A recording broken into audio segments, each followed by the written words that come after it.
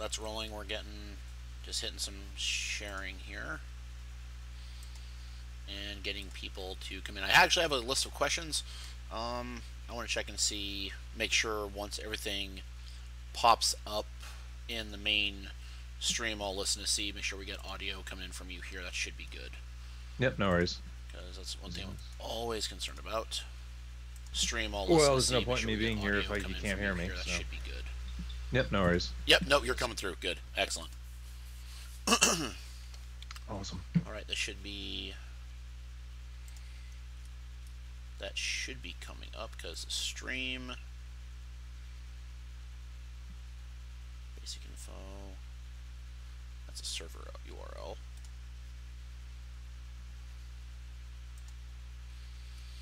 Oh, I'm hoping that's the right one.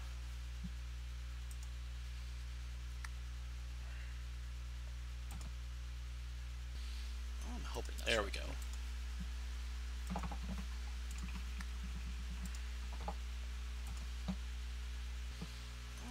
There we go.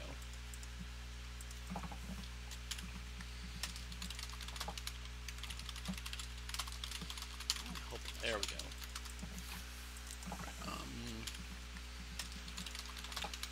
I'll turn up the audio just a little bit on both sides. There we go.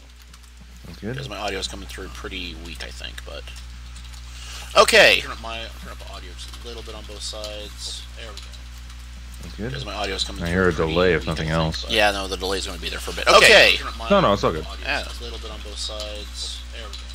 All right, we want to get. Okay, there's going to be a bit of a reverb going through, so still getting people to come in and filter in. But for everyone else, welcome, cadets. Welcome to the Marshal Star live stream. You're joined with myself, and I am here, of course, with the lovely as ever and dandy as ever, Declan Burke. Yes, hello everybody. I am the proof positive that behind every great American media project, there's a Canadian. Ouch! I'd say my pride, but it's it is true. All right, so we're going to go ahead and load the image that we're going to be working with here today, because while we're doing the stream here, we've compiled a list of questions from fans and other such that we've spoken with in the past.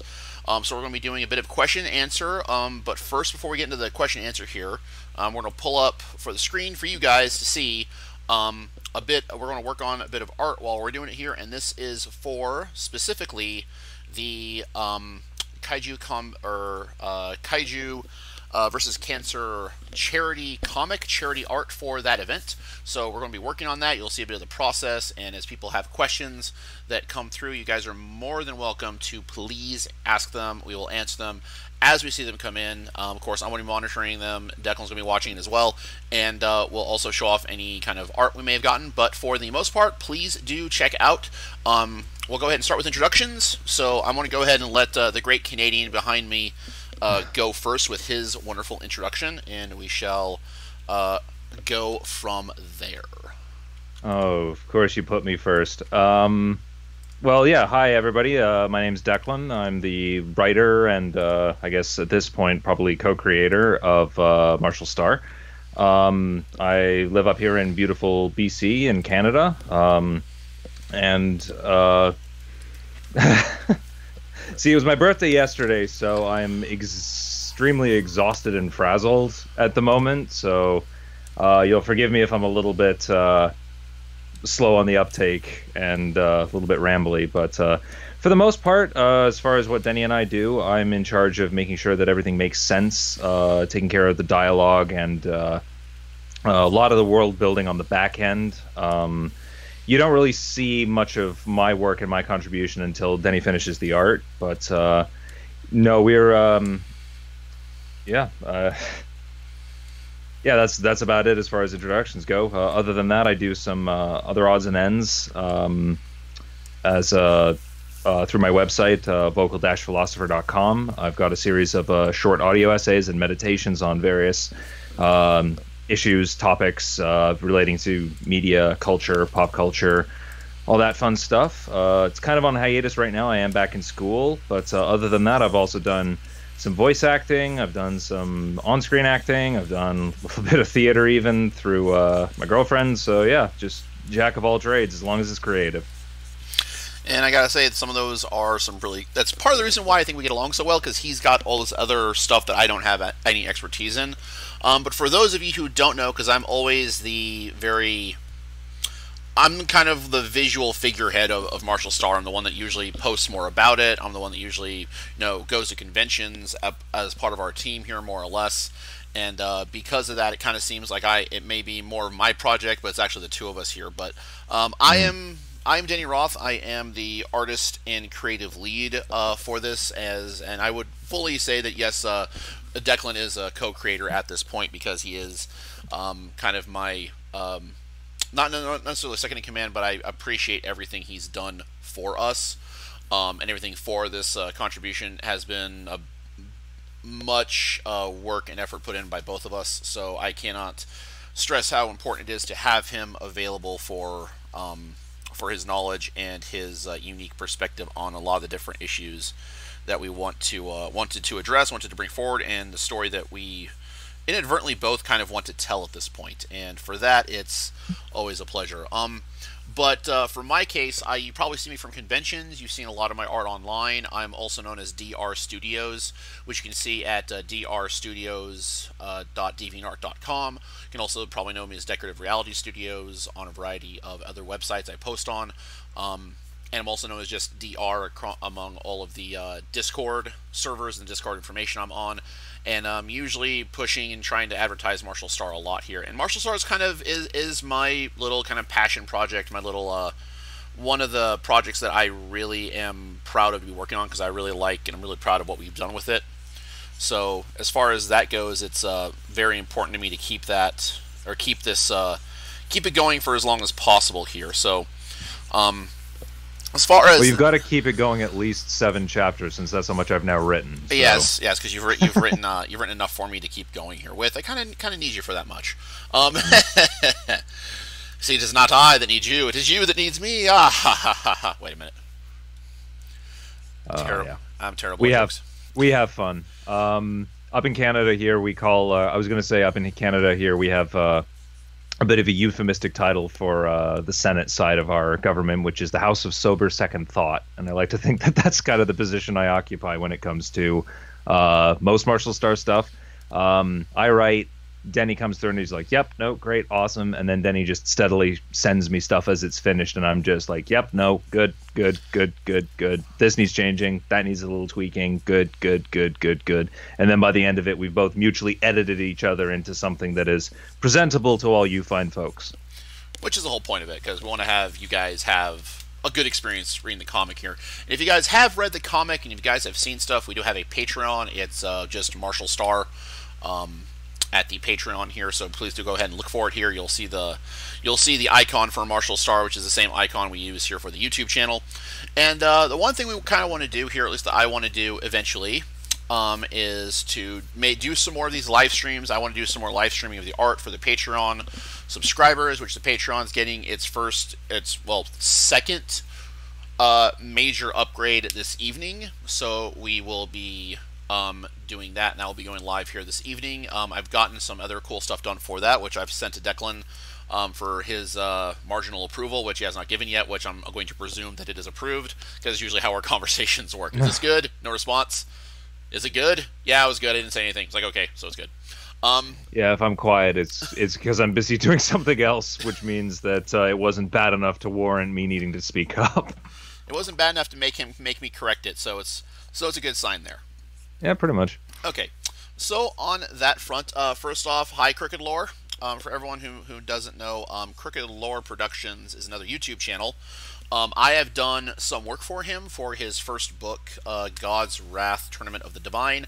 That is coming out here in about the next month or so, I believe. So on that front, Crooked Lore, thanks for coming. I appreciate your support as well, despite all of the talks and everything else that we've done for your work.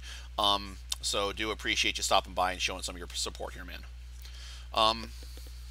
Okay, so we do have a list of questions, unless we want to go over anything else here before we get into those here, Declan, because I'm still kind of finishing up rough drafts of this. I want to go ahead and send you the link to our questions. We got a fair amount of questions from everyone. I tried to make sure we had a good variety here, so I have no duplicates. Some may seem like duplicates, but I think they ask kind of a different degree of question.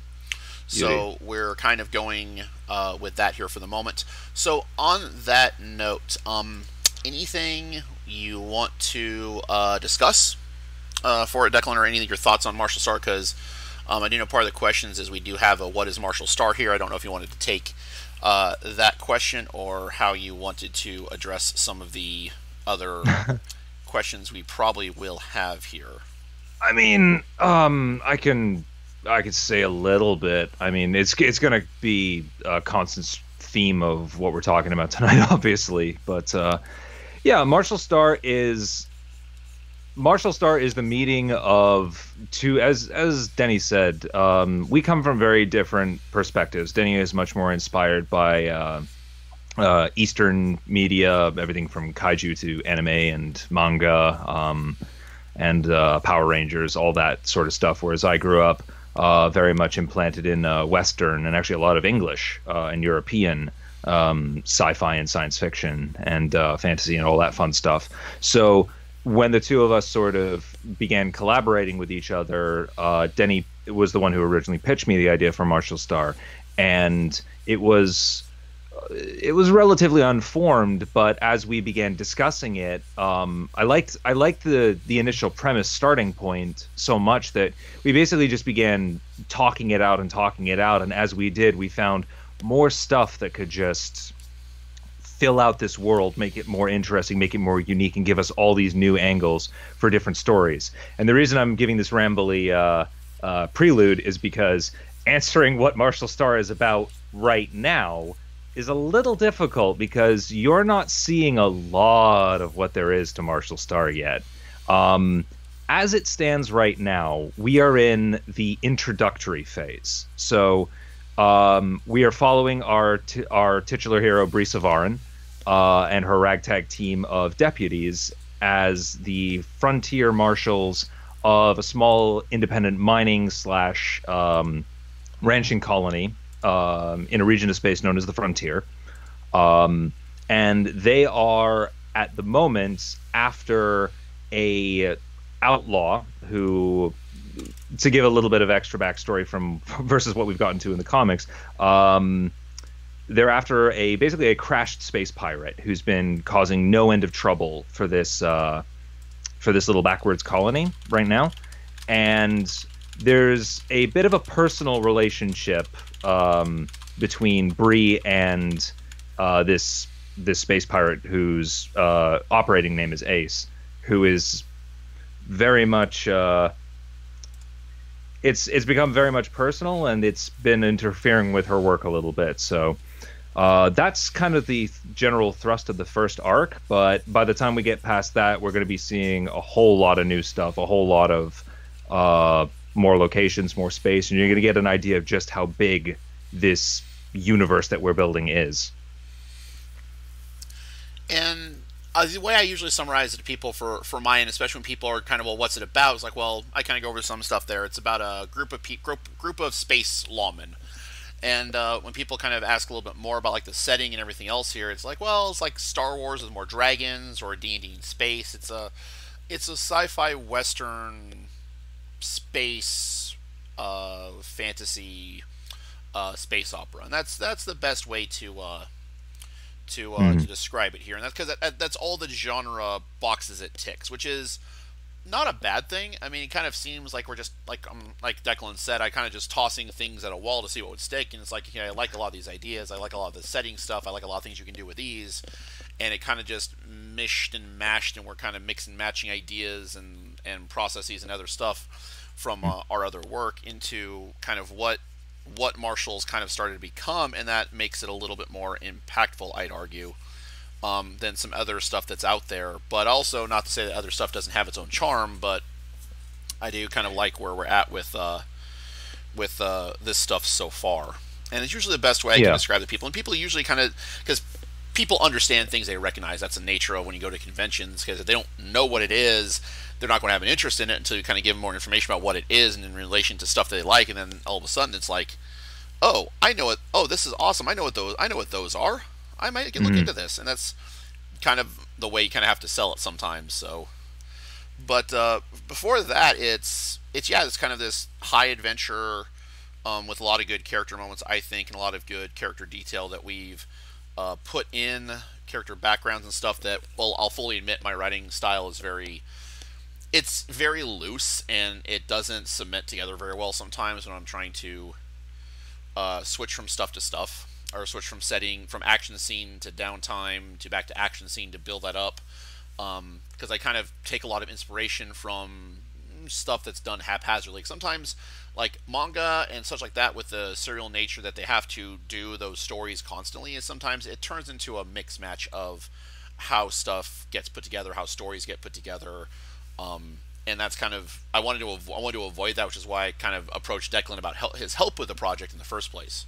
And to answer your question there, Crooked, yes, I consider it a sci-fi fantasy. It's got elements of science fiction, it's got elements of fantasy mixed in, although not in a way such as like Star Wars is considered fantasy, because we have some stuff that goes into a little bit more detail than it does, but we're also kind of not like the sci-fi western in the same sense that the original Star Trek was. Yeah, I think the challenge with kind of summarizing Marshall Star is that if you go for just those specific genre labels, it's too broad for a lot of people to get a good idea of exactly what it's about. So, but the problem is that we haven't gotten deep enough into it to really get into detail of what it's going to be about because we're in that prologue phase. So, it's I like to think that where we are right now is um the opening gambit where we're introducing the world, we're easing people into the story with something that is nice and approachable. Then we're going to show you just how deep and just how expansive this world fully is and fully has been realized because um, Denny and I like the serialized nature of mangas. Denny was saying. Um, my primary writing inspiration is a lot of TV shows. Farscape and Babylon 5 are probably my two absolute favorite sci-fi shows. And I love the way that both of them are about dropping you into a world that is already in progress and scaling their stories as things become directly relevant to the characters, which lets you kind of follow the same journey that the characters themselves are going on. And that's more or less what we're aiming to do with Marshall Star. We're getting you acquainted with the world, the way that it works, where Bree is at, who Bree is, who her compatriots are, where she is, how things in that region of space work. And then as they begin to explore and expand and get further away from this familiar zone, you're going to be going along the same journey that they are, discovering things in the same way, which makes that journey a lot more personal than just kind of being dropped in and watching a whole bunch of things being flashy and actiony and, just filling time basically. Genuinely cool. Yeah, exactly.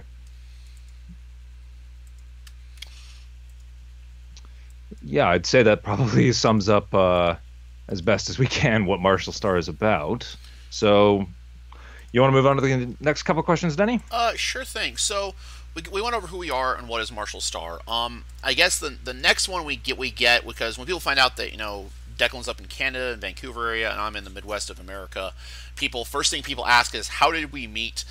And I'm getting to the point where we get this asked a lot, and I kind of just want to be snarky, just like the internet, because it's kind of true. Which is not inaccurate, yeah. No, it is not by means any wise inaccurate. But the long and the short of it here is that for us, I got introduced to Declan through a mutual acquaintance of sorts, and what was that we were kind of invited to come work on separate aspects of a online program that we're going to try and make a creative pitch to a major studio. And I was brought on through a friend I knew through a contact as a potential storyboard artist, and I went through, did some potential storyboards, and things kind of escalated. Declan got brought on about a month after I did as a writer for this project that we were getting tied into, and things started to go good until a couple of snafus happened, to where we weren't actually going to be able to pitch the show as intended. A lot of stuff happened. Hard feelings abounds, and the group wanted to try and change the stuff from trying to be an animation studio to being like a content creator, a content hosting site. Similar, I'd say, to like Newgrounds or Channel Awesome, where you had people promoting their stuff on the site and be like kind of a media hub for different projects, comics, videos, animation, stuff like that, as part of a larger entertainment group. And that kind of fell apart. And then afterwards, Declan and I kind of been working on this for a little bit. Kind of decided to stick with it as our own thing, and we left before it really got torn apart, kind of thing. And that's kind of where we're at right now. Is we kind of got stuck into a kind of a bad situation, but because we actually liked working with each other a lot, we stuck with each other and decided to just see this all the way through to the end. Yeah, by the time that things had fallen apart with this particular project, or, well, functionally they had fallen apart, but, you know, perception is always lagging a little bit behind reality with these kind of things.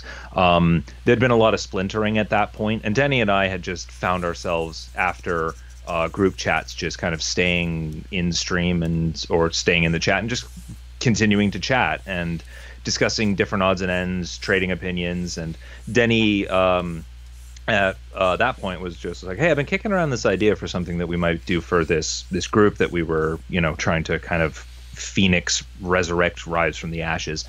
And that was the beginnings of Marshal Star. And we always kind of kept it to ourselves more from the group, because we really wanted to take the time to, you know, develop it and work with it. And plus the writing was kind of on the wall at that point, even if we weren't reading it. So we were like, yeah, let's not invest too heavily in this. And then when things really kind of fell apart, we were like, well, there's no reason for us to stop working together. So we just launched it on our own terms. And Denny and I have been going strong on it ever since.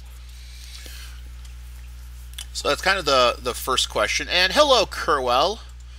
Glad of you to join us. And it kind of ties into the next thing about what inspired us to make Marshal Star as a question here, which is kind of something that we kind of get asked a little bit here and there.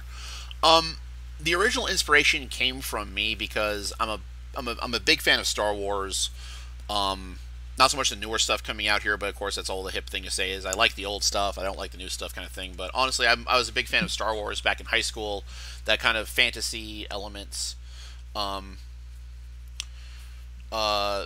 kind of thing, and that's been kind of my thing. Kind of want to get back into that because it's also kind of like the degree of like other media I go towards is kind of science fiction, fantasy with the kaiju and a lot of the manga stuff that kind of tapers that line.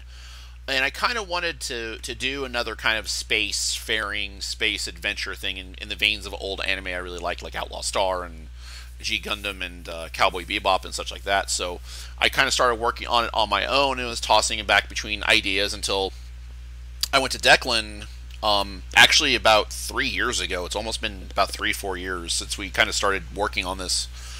Yeah, it has actually. So that's been done. And with that, and then we kind of, he developed, he as he said, he kind of looked at it and was like, you have like a few kernels of good ideas in here, the rest of it's trash. So let's redo this. Okay, no, that's not what I said. And I'm on record as having said this because we talked to Andres on his Kaiju Noir podcast about this.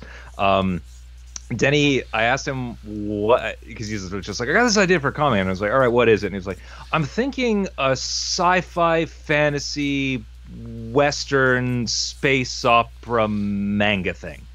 And my response was, okay, you just threw a lot of catch-all kind of genre terms at me, but you didn't actually tell me what this idea is. So let's tease that out. Like, what is happening? What are the characters?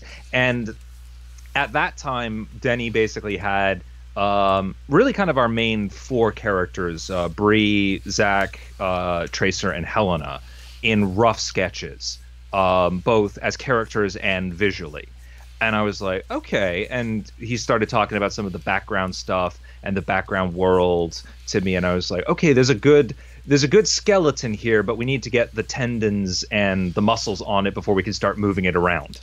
So I'm the kind of person who can actually read like Wikipedias for different genre or different properties as a fun thing. Like I'm the kind of weirdo who actually likes things like the Silmarillion because I just love the way that world building is done in that almost like textbook fashion of like, this is how a world is, this is what has happened, this is how the history of this thing is unfolded. So I started working on that end of things and being like, okay, here are the ideas that Denny's got. What do we need to fill the gaps between them? How can we play off these different cultures or these different ideas or these different themes and build a world together? And then by the time we sort of met in the middle, we had the first arc fleshed out and we had a pretty good skeleton for where we were going to take this, at least for the next couple of arcs. And I was like, all right, if we can get this far together without getting mad at each other or driving each other nuts, then clearly this is a project that's gonna go the distance. So after that, it was pretty much a done deal. And fortunately for both of us, we haven't actually started wringing each other's necks yet. You almost did when we were talking about The Last Jedi, but other than that, that was the one time I have feared for our professional relationship because I could tell even over the mic. I was just like, I think Denny's actually mad at me right now. You can have your opinion no matter how wrong it is. That's my line. Everyone's entitled to their opinion, even if it's wrong. But yeah, no. Crooked Lore has got. Oh, Crooked Lore, you've got one of my kind of questions. Yes. Do you want to answer that one now before we go back to the pre questions, Denny? Yeah. So Crooked, to answer that here. If it was an animated series, as far as specific studios, I'm really terrible at this because I don't pay attention to what studio does what. I just know their visual style. And I don't really pair it to studios left and right, so I'm terrible at this here. But honestly, if it was to be done by a modern studio that's still functioning here, I'd go with the team that did The Last Airbender and Voltron Legendary Defender. Their artwork is really smooth. Their action is really good. They have a good grasp of characters, posing, blocking the shots. Visually, they're right on point with everything. I have very little to criticize them for anything I've seen them do. So I would go with that team here. And for what I would say for the music here, it would be kind of a mix of like fantasy western with a little bit of, I'd argue, space pop. There's odd way to phrase that, but it's kind of something along those lines here. I would mention probably the closest one that I could actually give a good example to would be Starwind by the Toonami Group. Back when Outlaw Star was on there, because that's actually a really good kind of has a lot of good beats to it. The music just kind of gets my mind going as far as visuals, and that's kind of what matters to me. Is I want the music to inspire visuals, which is more important to me than a lot of that, because I use a lot of music to inspire scenes, and they help get my mind going because the actions match the beats of the sounds I'm working with. So that's what I would say on that. And Declan probably has a completely different idea of who would be there. Although I would want Mark Hamill to voice a couple of roles in it because, of course, let's face it, I like Mark Hamill. Who doesn't? Especially as a voice actor. Actually, no, I think fairly similar, at least on the animation front. The team that did Avatar, phenomenal. I will add a slight caveat though. If it was going to be a 2D Eastern inspired style like Airbender or Voltron, then definitely those guys. If we wanted to jazz it up, maybe Studio Madhouse, because I really love the way that they just. I don't even know if you can call it a smear frame. It's more like the equivalent of like a 10-foot skid for some of their smear frames. It's just the fluidity of their motion is absolutely captivating. Studio Madhouse is pretty good here, and I would say that would be another group to go with, because I think Madhouse has done a really good job with a lot of their work recently. So yeah, I'd have to say that's also a really good option there. Yeah, I would actually say because I really like the aesthetic of what and Denny, you'll be surprised to hear me say this, of what Disney has done over the last couple of almost a decade now, with their 3D stuff, their cel shaded 3D. Like I really love Tron Legacy, or not Tron Legacy. That's the movie. Tron Uprising, the TV show, was absolutely gorgeous, and the way that was done with the style and the limited color palette and the use of lighting to create this really heavy atmosphere. I really, really love that. Even some of their some of the new Star Wars cartoons, I don't give a damn about the actual cartoons, but I really kind of like the heavy blocking, like cel shaded aesthetic, and I feel like that in particular could work with the more Eastern style of Denny's art quite well, and might give us the opportunity to do some, especially with some of the stuff we've got planned later on down the line. I think that we could actually do some really impressive stuff with a style like that. As far as music goes, my number one pick would actually probably be Greg Edmonson, who people will know as the guy who did the Firefly soundtrack, because that is the kind of space Western sound that I think of when I think of Marshall Starr, at least from a TV show. My other pick would actually be Darren Korb, who's the guy who did the Bastion soundtrack, because I have sat and listened to Tale Proper Told and Rail. What's it called? I forget the song now. I'm going to look it up because I've at least got it here.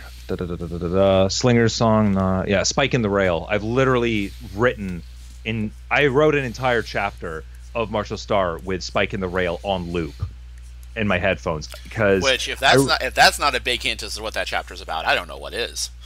Oh, God damn it, Denny. But it was. I really like the way that he blends electronic instruments with both sampled acoustic instruments and actual acoustic recording, which I think, especially for something that's so explicitly sci-fi but also has these Western and fantasy elements, that kind of sound is really what I think of when I think of Marshall Starr. And then the only other person I could think of would be actually he's a German director-composer called Tom Tykwer, who's done quite a few movies that I really enjoy. He's doing a TV show right now in Germany called Babylon Berlin.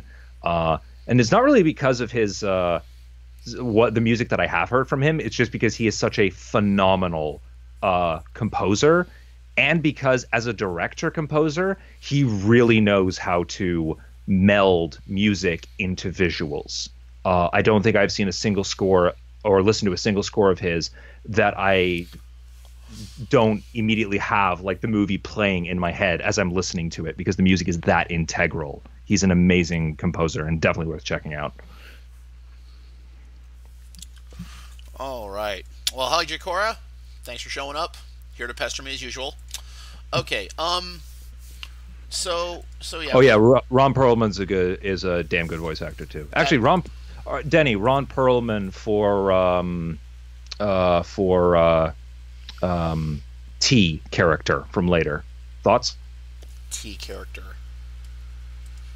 Message me in Skype. I'm trying to place it. It's not fitting. T character for later. We need to come up with actual. We need to come up with our own little short code phrases. Yeah. Yeah, I could see him for that. I definitely listened to his audition for that. Oh yes, that would actually be a really good one here. So I guess we kind of answered. The next one would be where did the idea for Marshall Starr come from? And I kind of actually have a little bit more background on this, because when we were in this group together here, and we were figuring we'd have to change outlooks and designs of what we wanted to do for this studio project we were trying to make work that wasn't working very well, unfortunately. Because I had these ideas, I kind of wanted to do a ragtag bunch of space adventurers, bounty hunters kind of thing. And I was really reading a bunch of old fantasy, Warcraft, parody. It's called Dungeons the Dragoning 40K, which basically takes a whole bunch of stuff together from a variety of like D&D tabletop, White Wolf tabletop, Warhammer tabletop, and kind of mixes it all together into this massive universe. It's kind of like and it was done as a joke, which is the funniest thing. It was done as a joke, but I'm reading through this just on a whim because one of my friends wanted to run a game with it here in Kansas, and I'm kind of getting this idea. I was like, well, why don't I come up with an idea for a story? Because a sci-fi fantasy setting is something that never gets old, right? And I really like Star Wars, and that's kind of a good example of a space fantasy. So I kind of went with it to say, well, there are these characters in the setting, and then kind of what I want to do with it here. Do I want them to be this kind of, lone wolf bounty hunters with a heart of gold? And I was kind of tossing ideas back and forth to another person, and this other person, who I haven't heard from in a long time, I do hope he's doing okay, mentioned that, there's a lot of shows about these bounty hunters or these anti-heroes that have this heart of gold kind of thing.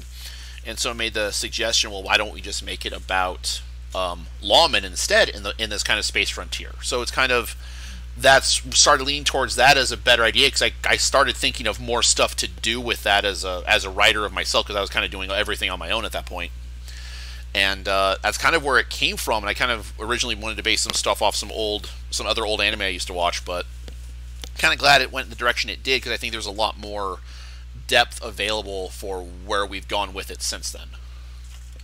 Yeah, I tend to agree. And I don't know, as I know, well, I don't know where you had a lot of your inspiration come from, or where your ideas for Marshall came from, Declan. I know a lot of your writing and a lot of your reading kind of come across in your own neck of the woods. Probably also influenced a bit of what we've done for it, because I know we have a habit of talking for hours about the world building.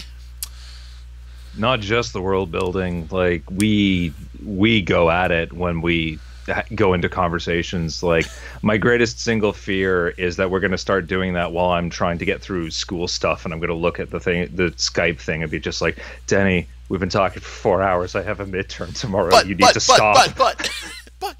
You need to stop. You're still wrong about The Last Jedi. Shut up. I need to go to bed. That's my line, damn it.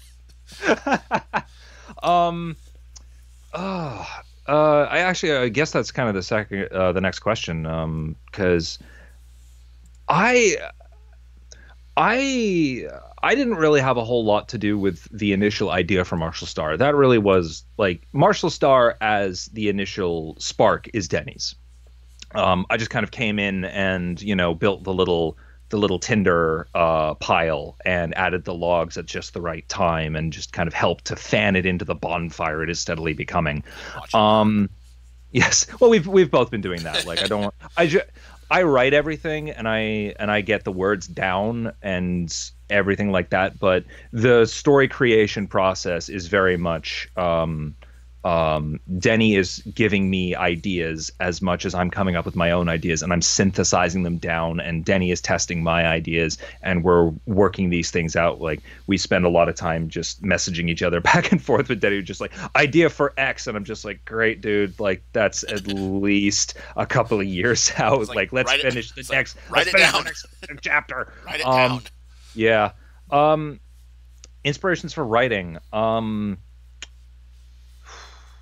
That's an interesting question for me, because I don't actually read comics much, if at all. I read a couple of web comics fairly consistently, but I don't really read any trades. I don't really read any of the established series or anything like that. My primary inspirations for writing are novels, old sci-fi novels, particularly 70s and 80s stuff. I'm actually a big fan of a lot of old English Jerry Anderson cartoons. For anybody who knows Thunderbirds or Captain Scarlet and the Mysterons, my family's English, so I actually grew up watching that more so than a lot of Western cartoons and media. So people talk about it as like, oh, I've got an 80s childhood, I've got a 90s childhood. I joke that I have a 60s childhood, even though I was born in 91. along with that, I really enjoy, as far as long form storytelling goes, I really enjoy screenwriting and television in particular. So for Marshall Star, again, the two big ones from TV are Babylon 5 and Farscape. I think that those are both absolutely brilliant for what they are.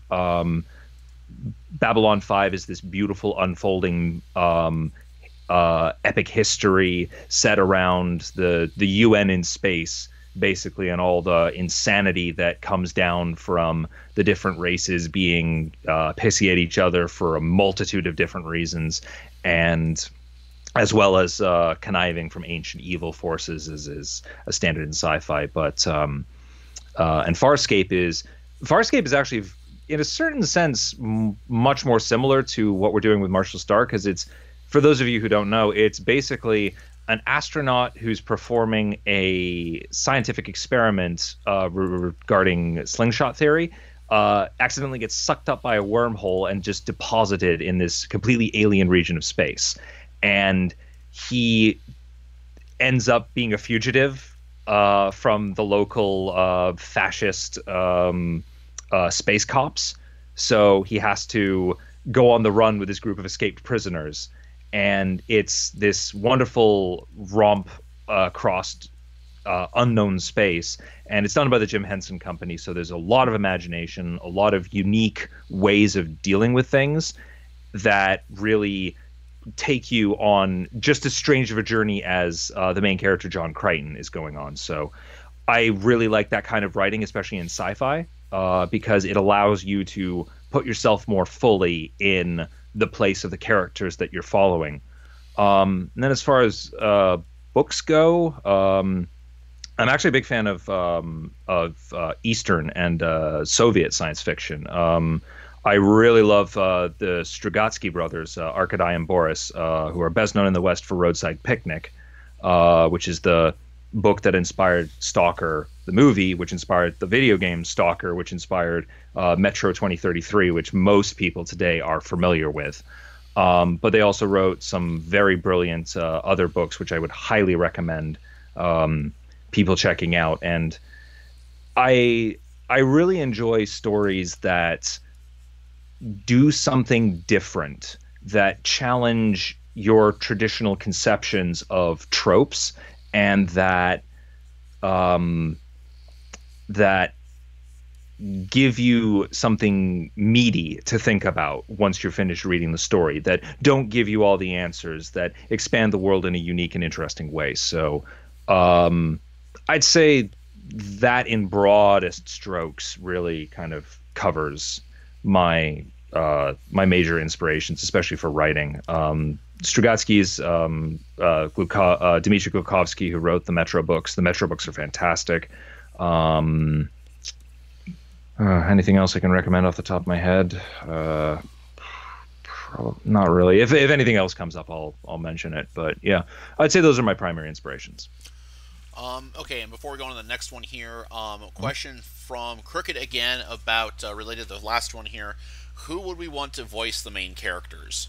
And specifically, who would we want as Bree? Now, I'm terrible with voice actors because sometimes I'm trouble with actors and voice actors because I'm more interested in the characters, and if I'm really interested in the character and the way they're portrayed on film, then I'll look up who the actor is, and I'm terrible at that. So I'm a terrible person to ask that question to, because and the other thing with voice actors, because of how much talent they have for being able to voice multiple different characters in different ways, it is kind of hard for me to say whether or not one person would be a good pick or would not be a good pick for it. So I'm going to be a terrible person and not have an answer for that. Also, because I haven't actually thought of that as another excuse, if you want to call it an excuse. Yeah. I having done some work and been around the voice acting industry here in Vancouver, I am a big proponent of casting people who are right for the role. I don't really like going directly to the person that everybody knows, Tara Strong, because not only does it mean that a lot of people just can't get into the industry, and the creative industry is a major problem with that kind of nepotism, But it also means that you end up thinking more about where have I heard this voice before rather than just thinking about the character as the character that they are. So, off the top of my head, I don't think that there's anybody who really jumps out for somebody that I would want to play any of the main characters. I will say this, though. I would actually kind of wonder whether or not we could get away with um, Tracer partially not being voiced by a person, especially as it stands where he is in the story right now. Like, I would actually, given Tracer's nature as a cyborg, I would actually like to play around, like, pie in the sky idea. I'd like to play around with the idea that, like, not everything that Tracer says and not everything the way that Tracer is delivered is necessarily delivered by his organic side. Like, there is a part of him that is mechanical in that respect, and as this sort of data-esque duality plays out over time, we'd start to see a bit more of the organic side asserting itself. Like, I think that would be an interesting thing to play around with. And the thing is, for Tracer, I kind of always picture of him as having this monotone voice, because every time you read it in Tracer, it's always this monotone voice with just a hint of snark to it, but the hint is so faint it's hard to see that. But for Tracer, I'd have to say it had to be a very monotone voice, probably not masculine, not feminine, just kind of right along the border of being, you can't identify what it is, if there is any kind of voice at all. Even though he is kind of one of the younger characters, I kind of imagine his voice just being that monotone, not old, not young, kind of right in that mid range of a vocal tone there. So that's at least what I think about when I think of Tracer's voice in a lot of ways. For at least when I'm like getting ready to draw him from what Declan gives me for the actual stuff, that's kind of how I hear him in my head. So it's not the best example, not the best way to put it, but that is kind of what I think of when I think of Tracer speaking. And if anyone's got any questions about any kind of accents, because I know that's been brought up about any kind of accents, I'm thinking it's like, the only person I think who might have any kind of accent would be Helena. And I've been writing Helena to have an accent, but I've been deliberately making it ambiguous. Yeah. Because I really don't like it when you just transplant. Again, like this kind of goes along with what I was saying earlier, where like I like anything that's different. I really don't like it when people just sort of transplant certain accents that are very human to aliens, and just kind of in the attempt to kind of draw those parallels back to what we associate that with humans. Like, if you're going to bother to have aliens, make them alien. Play around with that idea. It'll almost always result in something interesting. So that's my 2 cents on that particular thing. The only exception to that might be Peter Jurassic from Babylon 5, who basically plays Londo Mollari as a drunk, past his prime Italian aristocrat, which is some of the funniest shit I've ever seen on TV. So, yes, Space Australia. It's a joke for a reason. Yes, indeed. So yeah, as far as that goes, because I haven't really, I kind of hear the voices in my head, but I kind of hear them in the same fashion, so I don't have a way to say who sounds like what, where, why, or when. And Cricket, I have not actually seen the translated version of the Godzilla anime series yet, so I can't say for certain. I can't weigh on that at all. So there's that here. Okay. So next question we've got here was, what are some of the inspirations for the artwork? Well, my biggest inspiration, and anyone who knows me knows some of my favorite animes from the 90s, because the 90s were okay. I had fun. I grew up in the 90s. But a lot of them seem to be some of the ones from the Toonami anime block that was prominent when I was in elementary school and high school. And The biggest one that is the biggest inspiration is Outlaw Star, and G Gundam a bit mixed in there too with some of the over top fight scenes and all that other kind of over the top action stuff, because I really like that anime style, because that is really good as far as giving a sense of going from comedy to seriousness in like the blink of an eye, which all anime is known for. But I think the fluidity in some of the older stuff was a lot better in their fluidity of trying to do the changes. I do have a whole bunch of a massive, no, I don't want to say massive manga collection. It's overflowing of variety of Gundam, uh, silly stuff like Fooly Cooly, kind of parodies, comics. Love Hina was one of my favorites. My very first full manga volume was Magic Knight Rayearth, and that has some of the style I really like, as well as well as some other stuff. I haven't gotten a copy of Outlaw Star, but Rurouni Kenshin's also an example. Like anime and manga that kind of came out with that very specific aesthetic that came out during like the mid 90s to the mid to early 90s is kind of my inspiration. But I'm also taking inspiration from some modern stuff too, especially in design wise. I'm trying to look at like fantasy novels and D&D stuff to kind of give me inspiration for visuals. But also a lot of inspiration also comes from my background in paleontology, because I'm a paleontologist by actual degree, amazingly enough. So it's kind of a little bit of everything on that end. And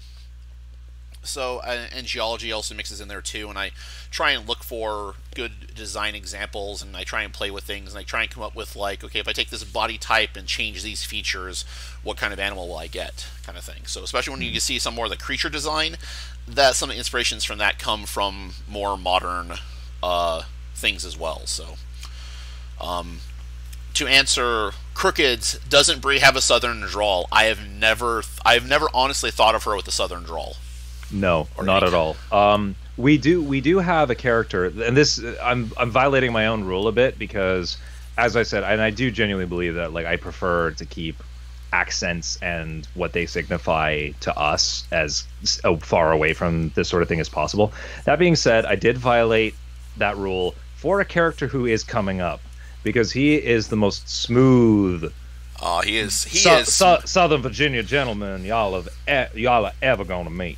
So he'll be coming later on. But Bree, I see Bree as having sort of a, I guess what you'd call a pan-galactic accent at this point, sort of bearing in mind that and this is something to keep in mind.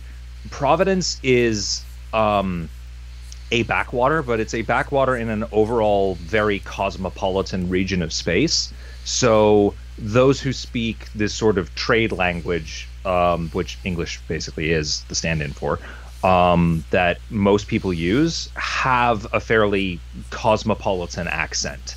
It's fairly uniform across the board, so that's kind of the way that I write it. I write it more focusing on how the characters sound as people rather than how they necessarily sound verbally, because I mean that's just the way you've got to write when it comes to a comic.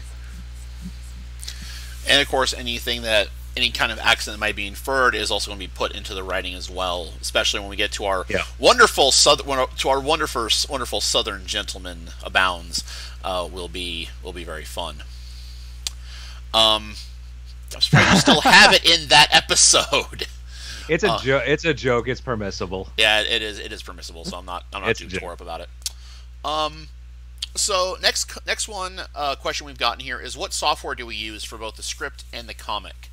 As you can see, I use Clip Studio Paint EX. It is the most expensive version of Manga Studio, because this is a digital download version, not the physical version. So Clip Studio Paint is my go-to, and it has been phenomenal as far as my line art and as far as the features for the comic that it's gotten. So it has been a very good example of quality program for art, and I highly recommend it to anyone who wants to try I would argue a better alternative to Adobe Photoshop for illustration, because some of those other programs aren't as good, I would argue.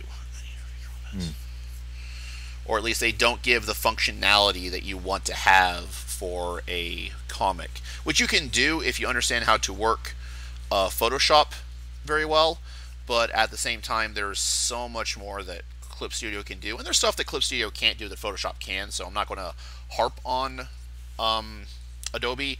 I just know Adobe gets more and more expensive as the time goes on, which I understand they need to make money, but at the same time, it gets to be ridiculous.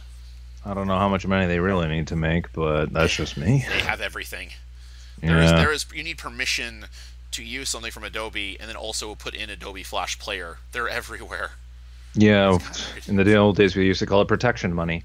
I will say actually for the visual stuff, because I'm on a Mac, and I do a lot of odds and ends for just my own stuff visually. And if you are on Mac and you're looking for a Mac specific visual program that I would highly recommend, Affinity, who are sort of like the Mac equivalent of Adobe.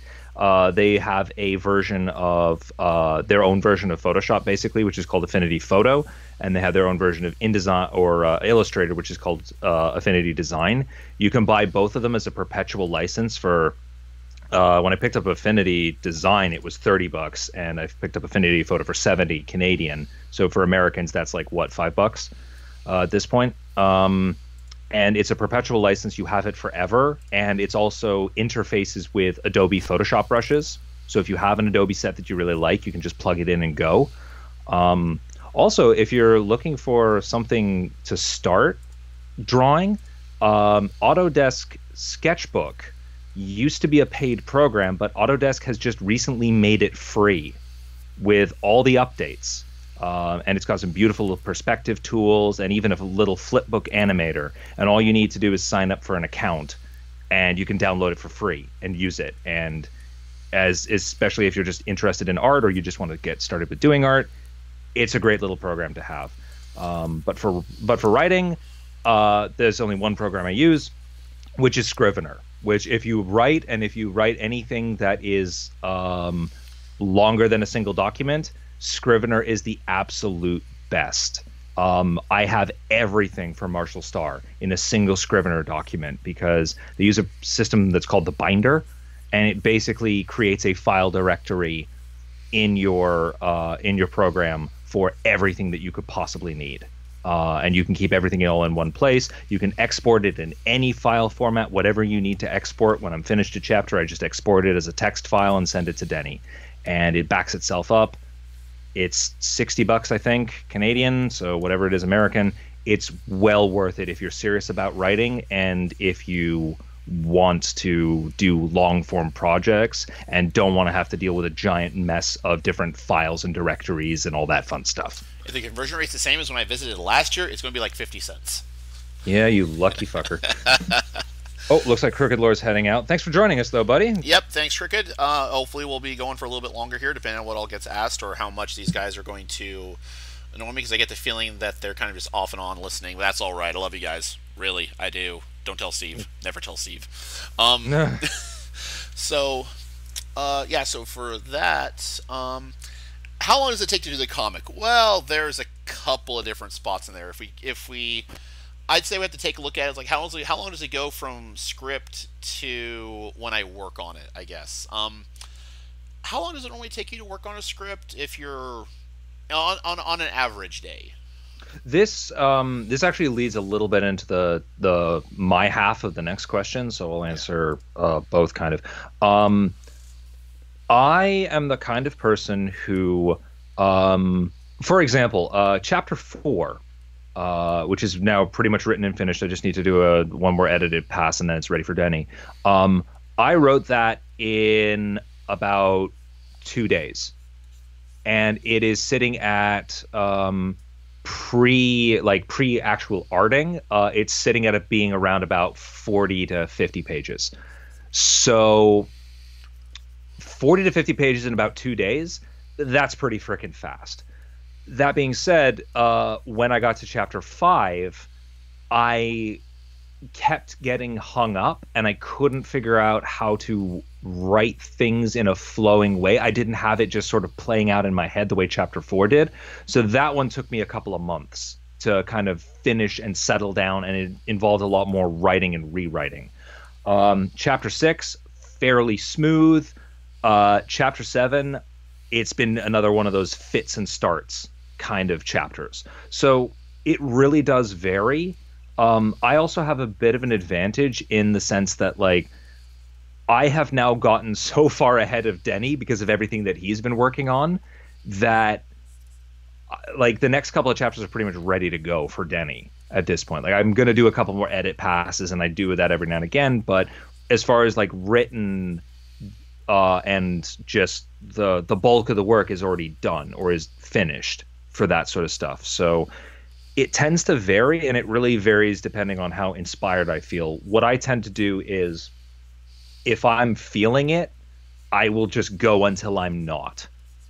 And if I'm not feeling it, I won't push it, because I know that if I push it and try to make myself work, then I'm just going to end up scrapping half of it and rewriting it later anyway. So I just kind of sit back and take some time to, wait for that creative juices to flow. And usually Denny helps me out a lot with that, honestly. Because he'll just message me something. He was like, hey, I'm thinking of this for chapter 95. And I'm just like, oh, for God's sakes, Denny. But then I read it and I'm like, actually, that gives me an idea for what I'm actually writing right now. And then that sends me off. So it's kind of up and down depending on what we're working on at any given time. And to just let you guys know, the next question is, like, how do we deal with writers or artist block? For me, the comic, I've been able to get it. What I try and do is I try and get the entire page thumbnailed, and then I get the rough sketches done, and then I try and get the inks done on them, usually at about a batch of a 10 at a time. But I try and get everything at least written out, or at least thumbnailed out first, which uninterrupted can take me a couple of weeks. I can get it done I can get like 10 pages worth of thumbnailing done in a day or less. But I try and get everything. I try and do the entire comic as close to in a chunk as I can, but that does take me a lot more time, especially because I've got to take what Declan gives me, sort it out, and then put it back in the order that needs to go in, and then put that back up on, and then kind of get that oriented and everything else for what we're doing for that particular chapter. So it takes me considerably more time to do so, but I've been getting faster in certain ways that have helped me out to where I can actually do it faster, which is ideally what needs to happen. So that's kind of been good for me on my end here. And of course, last year or so has been kind of slow for any kind of work or development, because I've also had a whole bunch of commissions coming through other projects that have kind of taken priority in that instance. So it's been a bit of a drop on that for me. So I'm getting back on that. I'm going to be doing only a few commissions this year, and I'm not going to be taking any commissions for the rest of the year. I want to stick to that just so I can get more Marshal done. I want to take some more time off from current job to get more done. But the one way I deal with writer's block, which is arguably the one thing that people have the most problem with, is like I don't feel like writing, I don't feel like drawing, and that's fine.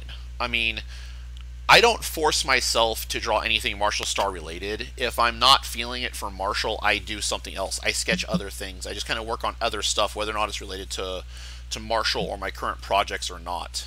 I just keep finding something to draw, which inadvertently also helps me get better at what I'm doing for Marshal, because I'm still practicing. And even if it's something terrible, or even if it's something ugly, even if it's a set of doodles on the page, I'm still not letting my muscle memory give up on me for writing or for drawing. Because there was a time I didn't draw for about a year, and I could tell the drop in my skill level. So I keep trying to draw something, even if it's not much, even if it's not related. I still try to maintain that degree of just keeping my hands moving for that in that instance. So, and the way I break it more often is I listen to music and I watch shows and I watch things and I keep thinking, and back in my head I'm always going through ideas and such, but for the most part music helps break it the most. Stimulation is the key.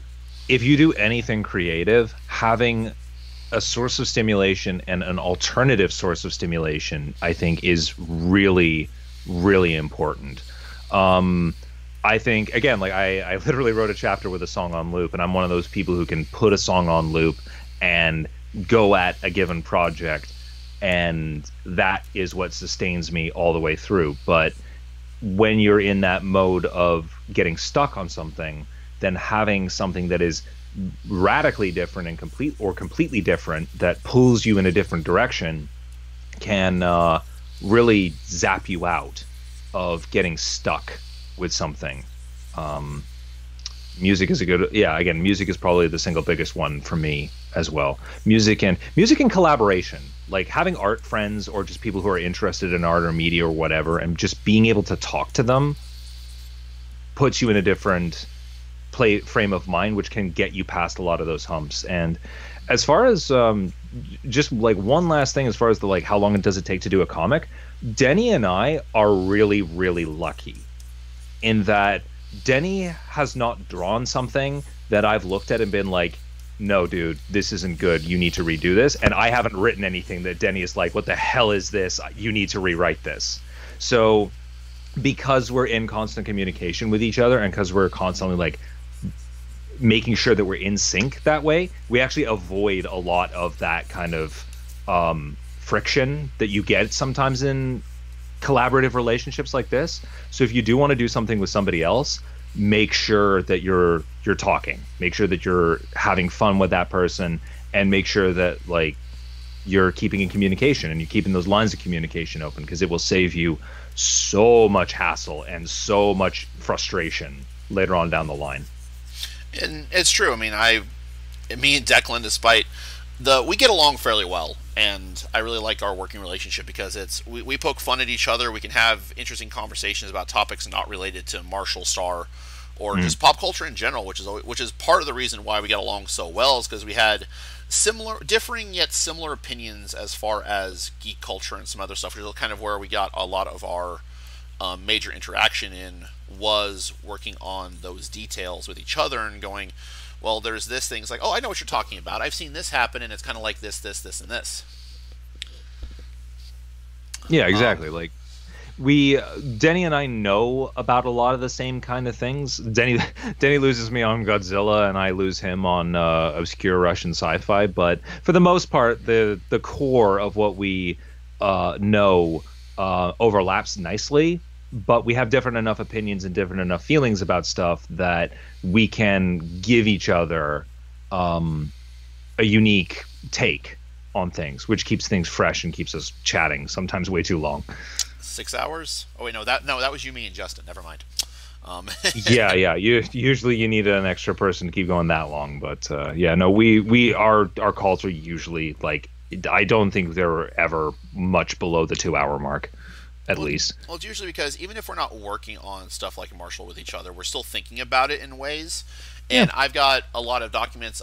If I'm at work and I'm on the computer, I pull up the document and it's like I have this thought and I have this script and I have this kind of outline. I start typing it up, and then a week or two later, when me and Declan get into a call together, we just start going over, and it's like, okay, well, I've got these ideas. Give me a rundown of what you think.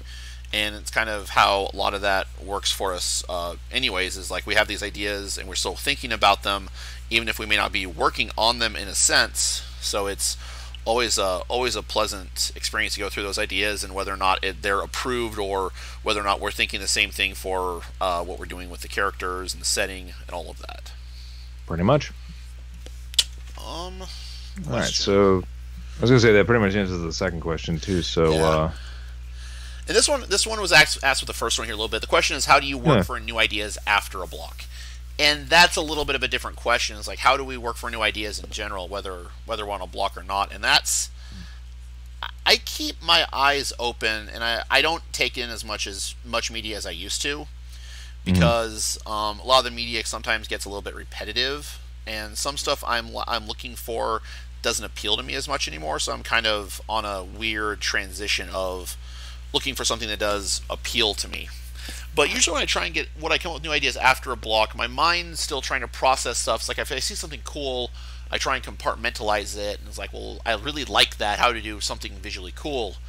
And it's, how do I do that? It's a difficult question to answer because it's kind of multi-layered, and there's different ways to deal with that. For me, it's just keeping my eyes open for new experiences, new sites, and um, especially for design and for drawing scenes.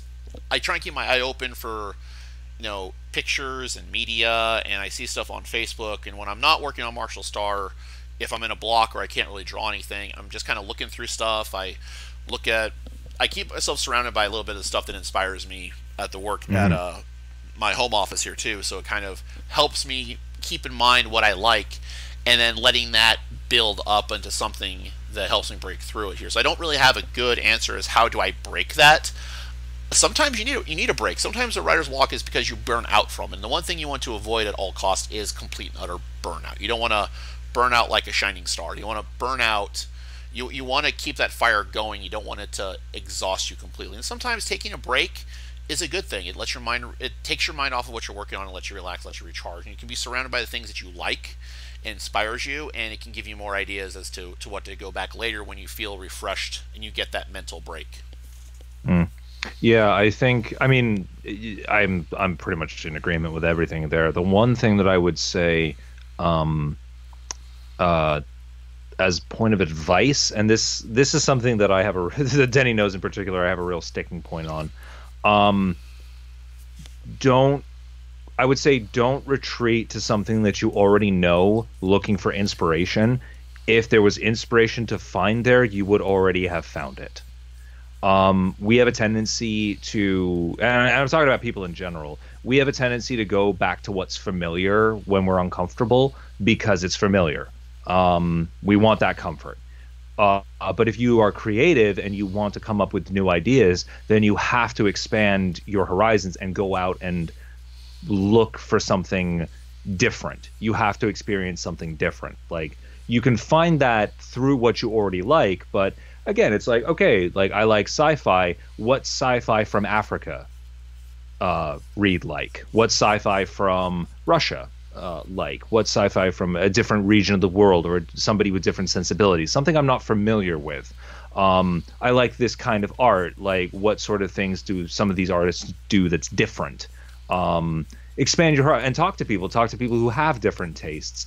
Find inspiration through experiencing something new, and with the ideas that you already have, you'll find that when you experience new things, you'll find ways that you can combine them with things that you already know, and you're making something new from both of these things. You're not just copying from something that's different from what you've already been familiar with. So yeah, like the greatest science fiction writers and the greats of the greatest movies and all these different things are great because they're different. So if you want to make something great and you want to make something different, go out and experience different, and you'll be able to create something that's great. Pretty much. Yeah. And for God's sakes, do not go back to Disney. Whatever you do, don't be Disney. Don't be Disney. So yes, Jakor, 500 Sonic versus Godzilla images on my floor. Yes, yes, we get it. Is that just covering the entire floor, or is that there's a path to walk in between all of those.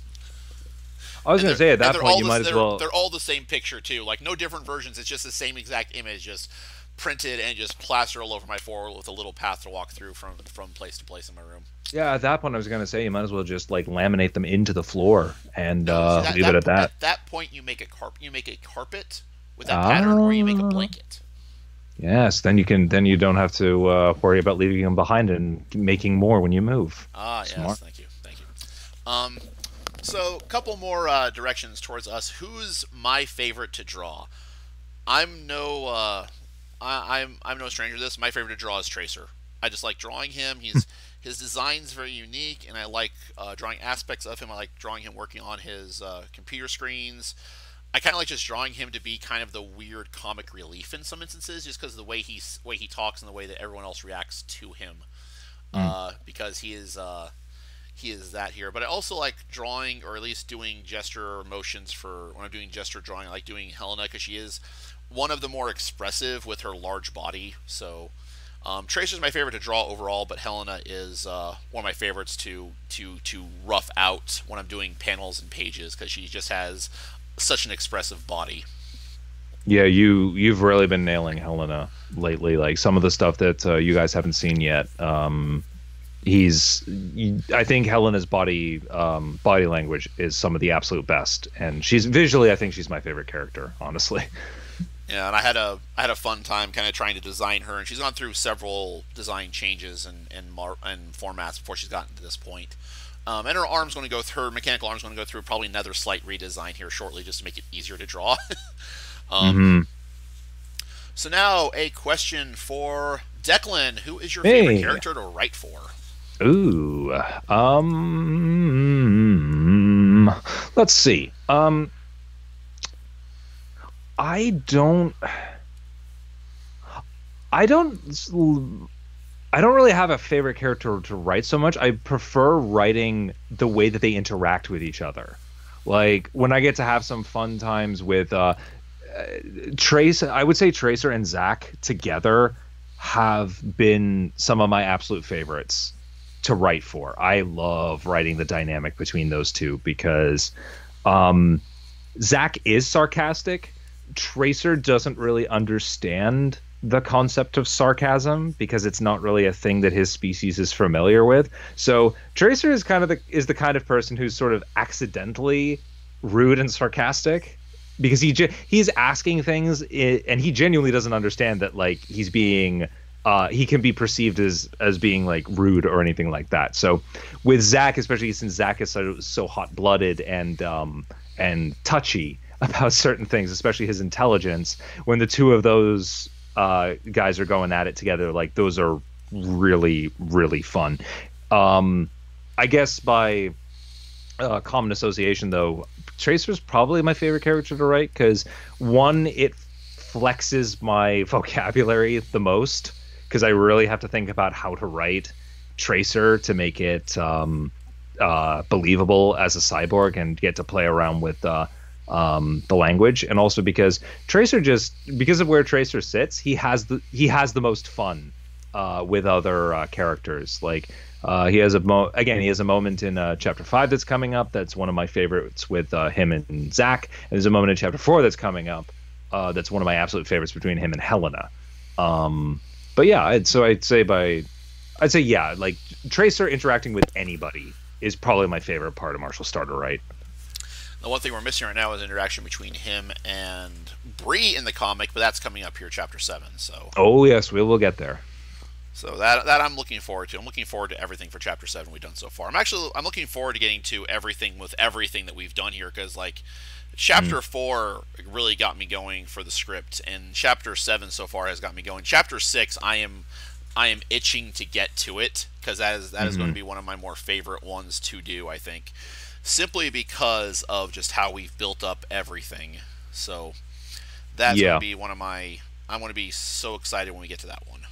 Yeah, chapter 6 has got a good flow to it, and we cover. By the time I honestly finished it, I was kind of surprised at myself for how much ground we had covered and how effectively we'd covered it as well. So yeah, very much looking forward to that. Very much. All right. So who's our favorite character? Ooh. Between us here. That's a good one. I'm gonna say Helena. I really like Helena. I like what we're doing. I really like what we're doing with all of the characters, but right now, and even where we're going with Helena, I think Helena is probably going to be one of the most compelling in the long run. For her story and what we're doing with her, and she's just like I'm really proud of how we managed to strike such a good line between her appearance, her size, and her overall dimensions, and the personality that she has, which is both very competent and almost maternal, while at the same time having a lot of levity to her. Like she really is the heart of our main gang, and I frickin' love her for that. It's kind of hard for me because I really love all of them in their different ways. I like Bree because she's a central character here, but I do have to agree with Helena being one of the more ones I enjoy the most of, because it seems like at the first she kind of doesn't have much going for her. If you look at her from what we've gotten in the first few chapters, plus the first until we start getting more into how she interacts with everyone else, it kind of gets to a point where it's kind of hard to pin her specifically where she sits. But I do like Helena as a character, and she kind of has. We've built more stuff for her. Well, I take it back. We built as much stuff for her as we have for Bree and Tracer. And Zack, I feel kind of sad for because he kind of gets left in the dust a little bit. But he's our token human, so it doesn't matter, right?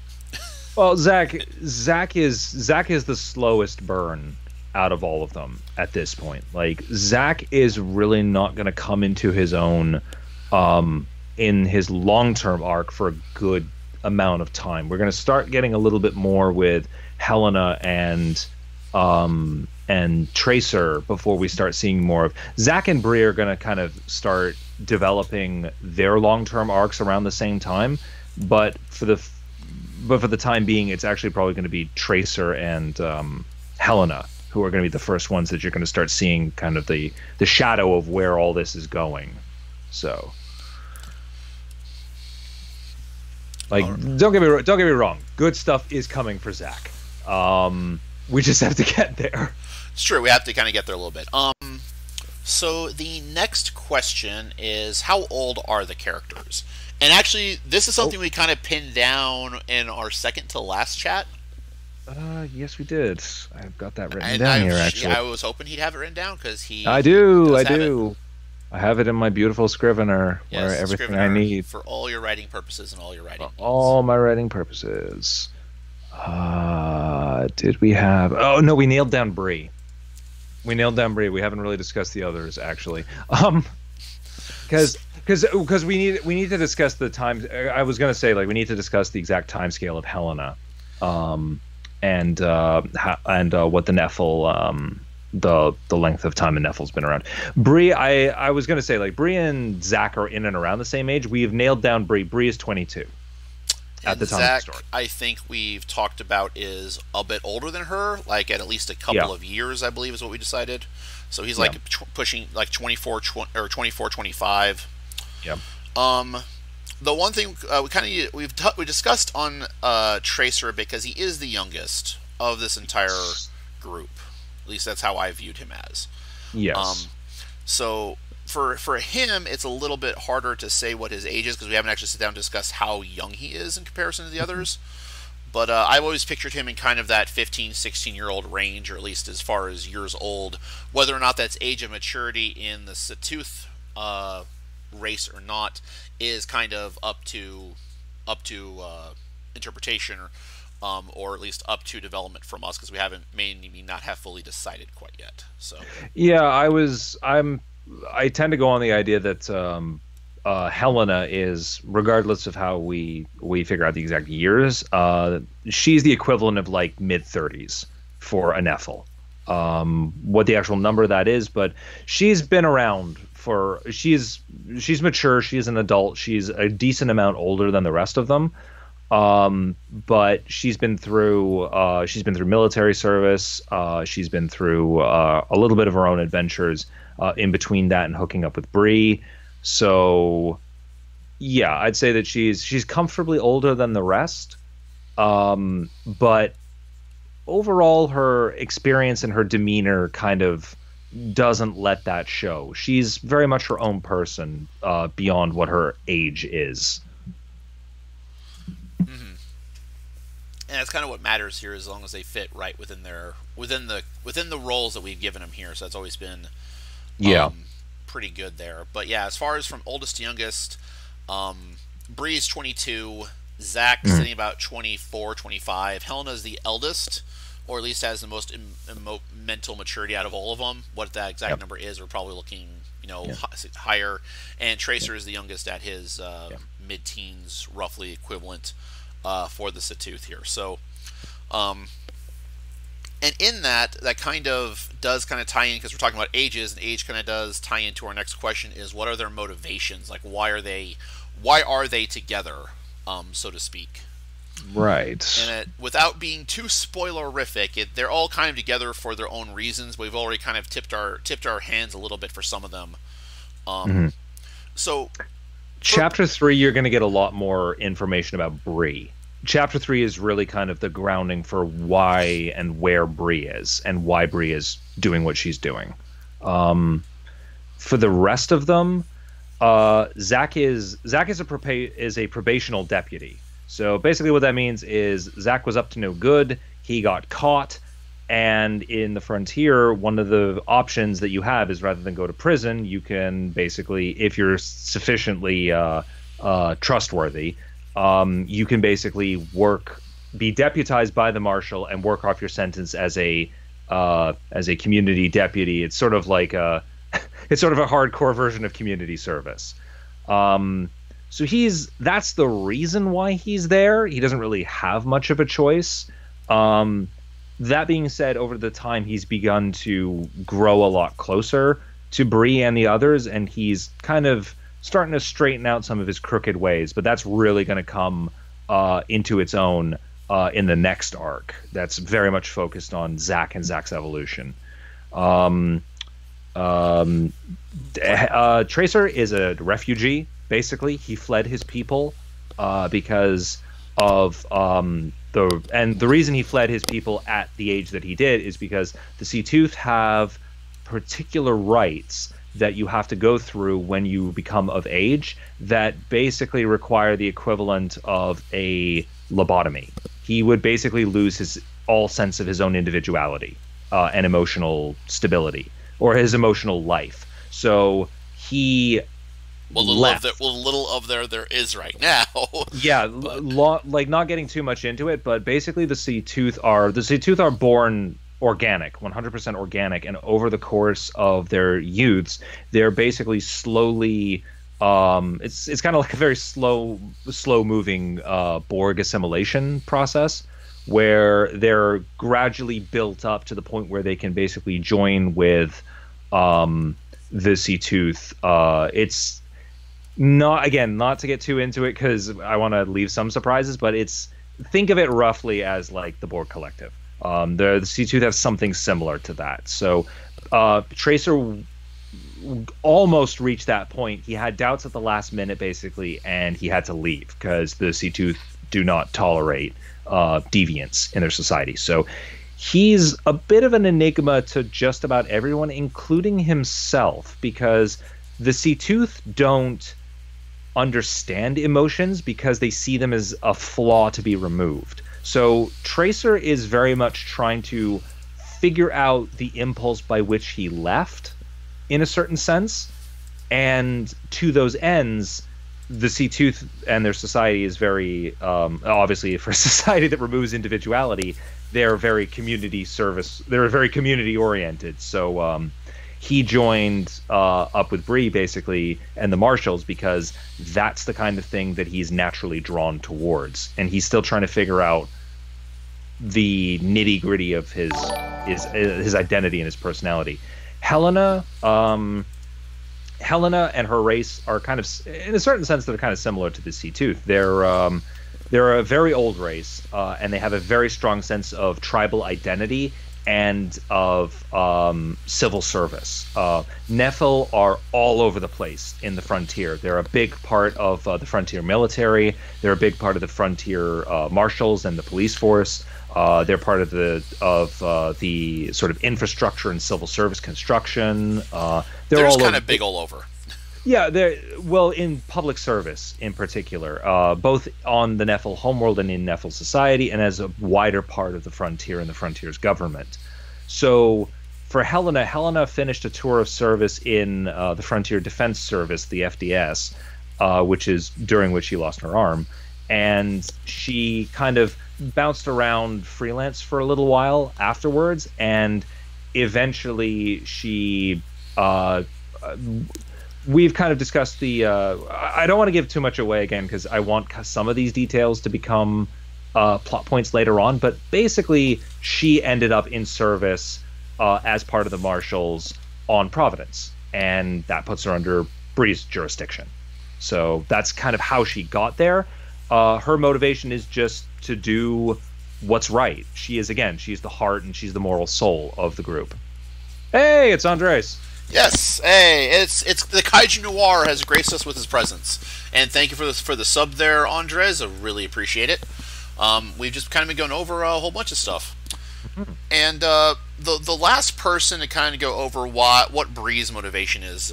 We've discussed it a little bit, and her very much also a plot point, which is very much also a plot point. There's a lot we cannot talk about. There's a lot we can't talk with her, but to basically say it up here, she is the Marshal. She is going after Ace, this villain or this pirate leader who has a bit of more history with her than we've been speaking about, because again, that is going to be a bigger plot point later on. But from what we can tell, from what's been uploaded so far, you guys can go check it out. It does have something to do with what happened to the previous Marshal, Marshal known as Strider. So her, and it seems like from what we can tell, the reason she's going after Ace are a lot more personal than she cares to admit, but that she actually will have to admit to keep going forward. So we'll see how that pans out for her in the future, because that is going to be a very big thing for her character development. Again, is also one of my favorite things that we've come up with or that we've discussed. So I'm kind of really excited to see where it goes for her from there. So there has been quite a lot of work that we've done here for it. So I really do appreciate some of these questions, because it's like, why should we care about what the characters? What are the motivations? And those are kind of the big ones as to why you should care about these characters, more or less. Bree as well, like, just for the record, one of the things that you're going to learn a lot more about is what happened to Bree. That's chapter 7. So you're going to get a real good sense of why Bree is a Marshal in particular. And at the risk of getting spoilery, there is nothing that is actually keeping Bree as a Marshal. Bree is a Marshal by choice. So she does have very specific reasons, and they tie very specifically both into her history and her character. So some of that's really spoilery and we can't talk about, but you will be getting a good sense of that in the next couple of chapters. And the arc that we're on right now really builds into Bree confronting this question of, why are you here? Why are you choosing to do this very difficult, very thankless job beyond just wanting to put your boot in Ace's face, which, don't get me wrong, she very, very much wants to do. I think everyone should want to put a boot in Ace's face once they find out exactly kind of what they've done in Bree's past here, and you can kind of sympathize with Bree a bit more on that. So I'm kind of, again, really excited to get to that part in it, and that's going to be a lot of stuff that builds up more into the whole story as a whole, which I'm, again, really excited for, because it has a lot of cool things going on here for it, a lot of stuff going for it, which makes it that much better. We got some great odds and ends on the way. Oh yes.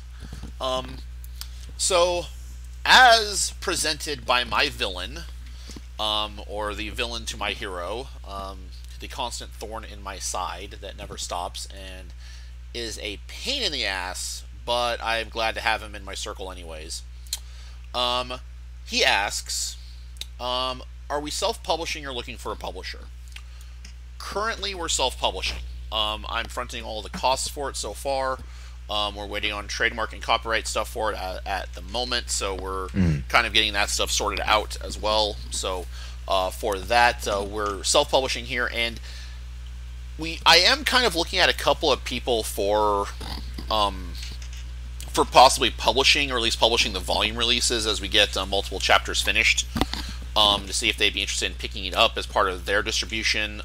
One of them is, I'm not going to say who we're looking at so far here, but we are looking at at least one or two different publishers for it, because I would like to help get the word out a little bit more. I've been doing all that I can, and social media is not my forte, so yeah, I do want to. I'm also kind of in an interesting position where, like, as the silent Canadian partner who's around for writing and tax purposes, I have a very limited window of what I can do. I'm also in school right now, so that's also eating up a good chunk of my time.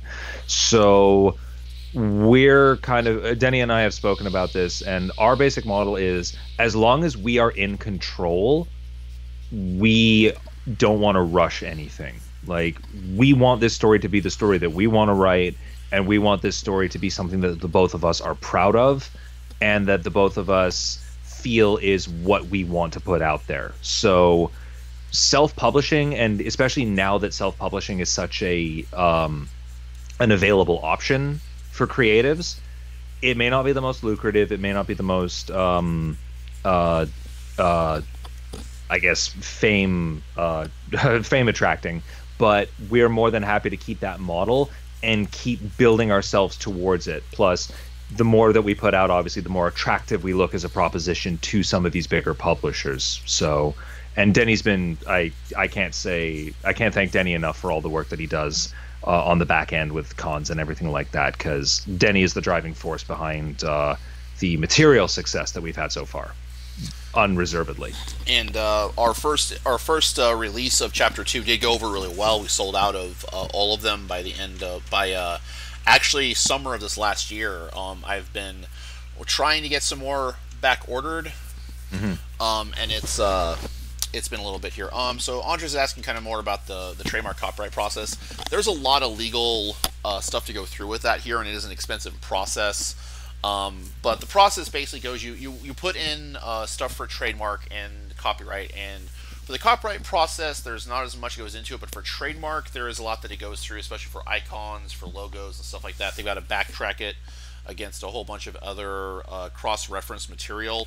I've actually been going through and checking with another friend of mine who is more familiar with the legal process of a lot of the legal back-end stuff. But basically, if I have a kind of a legal question, I try and approach him about his advice on that, and he has given me some pretty good advice here in the past. So I've kind of been bouncing questions back and forth here to him as I have them. But it's a lengthy process. Another group I know that's gone through this process had to wait about 18 months to get their trademark finalized. So it is a lengthy process. Copyright came a lot sooner, I think after about an 8 to 9 month process, but the trademark takes a little bit longer to go through. But it's also a pricey endeavor here. It can easily cost upwards of $700 to $800 for both. So it's a process. Bit of paperwork. There is some paperwork needs to be involved in there too. I'm just trying to get some of that other stuff sorted out here as well before we get too much farther here. So I want to get that done. Make sure that's all finalized here relatively soon. And it kind of ties into the next question here of any sponsors so far. Have we brought the idea or pitched the idea to any kind of sponsors? I haven't, because I haven't. And my views on that kind of go with, if you're getting a sponsor for it and they're paying you money to do a lot of it here, they have a little bit more control over the content, and that may impact the type of story you want to do here. But that kind of also does the same thing if you go through a publisher. For some stuff, their editorial board gets a crack at it, and it can determinately change some things around as needed. But I haven't been looking for any particular sponsor or anyone for it in that fashion. So I have not. The creative industry is a minefield, especially, and one of the things to be careful with, especially when you're, as Denny was saying, like when you're talking to sponsors and when you're talking to publishers in particular, a lot of them today want some degree of control legally over either just out and out ownership of your IP, or they want some kind of ability to dictate the way that you tell your story or anything else like that, because they're not looking at it as art, they're looking at it as an investment. And whether or not you think that's right or wrong, it does represent a serious worry if you're telling a story that isn't necessarily like the most sellable. Like, not to necessarily say that it's, like Marshall Star isn't exactly like out there or risque or anything else like that, but you get to this point where industry paranoia over returns comes in, and that is something that we have discussed on numerous occasions. Like, that's what we want to avoid at all costs, because you do not want to lose control of your baby, because once you've lost it, you're never getting it back. And again, it's a minefield, and I combine it like a minefield / spider's web. If you go the wrong place, it'll blow up in your face, or you'll get caught in someone else's someone else's machinations for you. And I want to avoid that because It's a spider web full of claymores. yeah, there you go. That's a better that's a better description of it. See, this is why I keep him around. He actually gives me better metaphors. Yeah, all the claymores have front towards artists written on them too. So you don't feel particular. I probably sound overly bitter to some of you who haven't already experienced my particular brand of cynicism towards the creative industry, but yeah, having been around the actual professional creative types, especially in up here in Canada with both American and Canadian productions, you get disabused of this notion that it's just like it's the dream factory, it's the place where magic happens and dreams come true. It's fucking not. It's a business. It's a business. They're there to make money. If they see your idea as something that can make them money, they want as much of that money as they can get away with taking. So having experienced that and having been on the receiving end of that, it's something that I always warn people against. Like, just because your book has a little Marvel logo on it, like everybody else sees that as, oh my god, you made it. But chances are, but again, fucking King Mickey owns you now, so that has its own major downsides to it that I think people need to be very well aware of. Because there's downsides of both sides. I mean, the downside about being self-published is, especially without proper sponsors, is that it's a very expensive process, and you're fronting up all the money, and you may not see a return on that money for years. And that's kind of the bad part about that portion of it. But the good part is you have complete creative control over what you're doing. You get a fan base that likes your work for the way you want to do it. You get to do the work that you want to do it here. So it is very, very good. Can be very good depending on some of that here. But and if you're, you have a sponsor or a publisher, there's usually an editorial team because there are certain amounts of services and ethics that they want to follow with it. Language, rating systems, stuff like that has to be in place. You have to make sure the writing follows that, the art follows that. There's usually, in some cases, I think they may even have an editor that works with you to make sure you attain that quality as well as that standard, which is not a bad thing. I mean, to go back into the days of when we started this, we had 3 people doing this. It was my idea. Declan was originally the editor. I had another friend who was the writer. Well, our friend started falling on some hard times here, so we had to leave, but Declan was our visual and writing editor for the first 2 chapters. Mm-hmm. And then our friend had to go deal with his own, with some of the stuff that he had to deal with, some personal issues, so he had to back out of the group. So it ended up being just me and Declan, and then Declan took over more of the writing side of it here, and we've been going on that kind of that partnership ever since.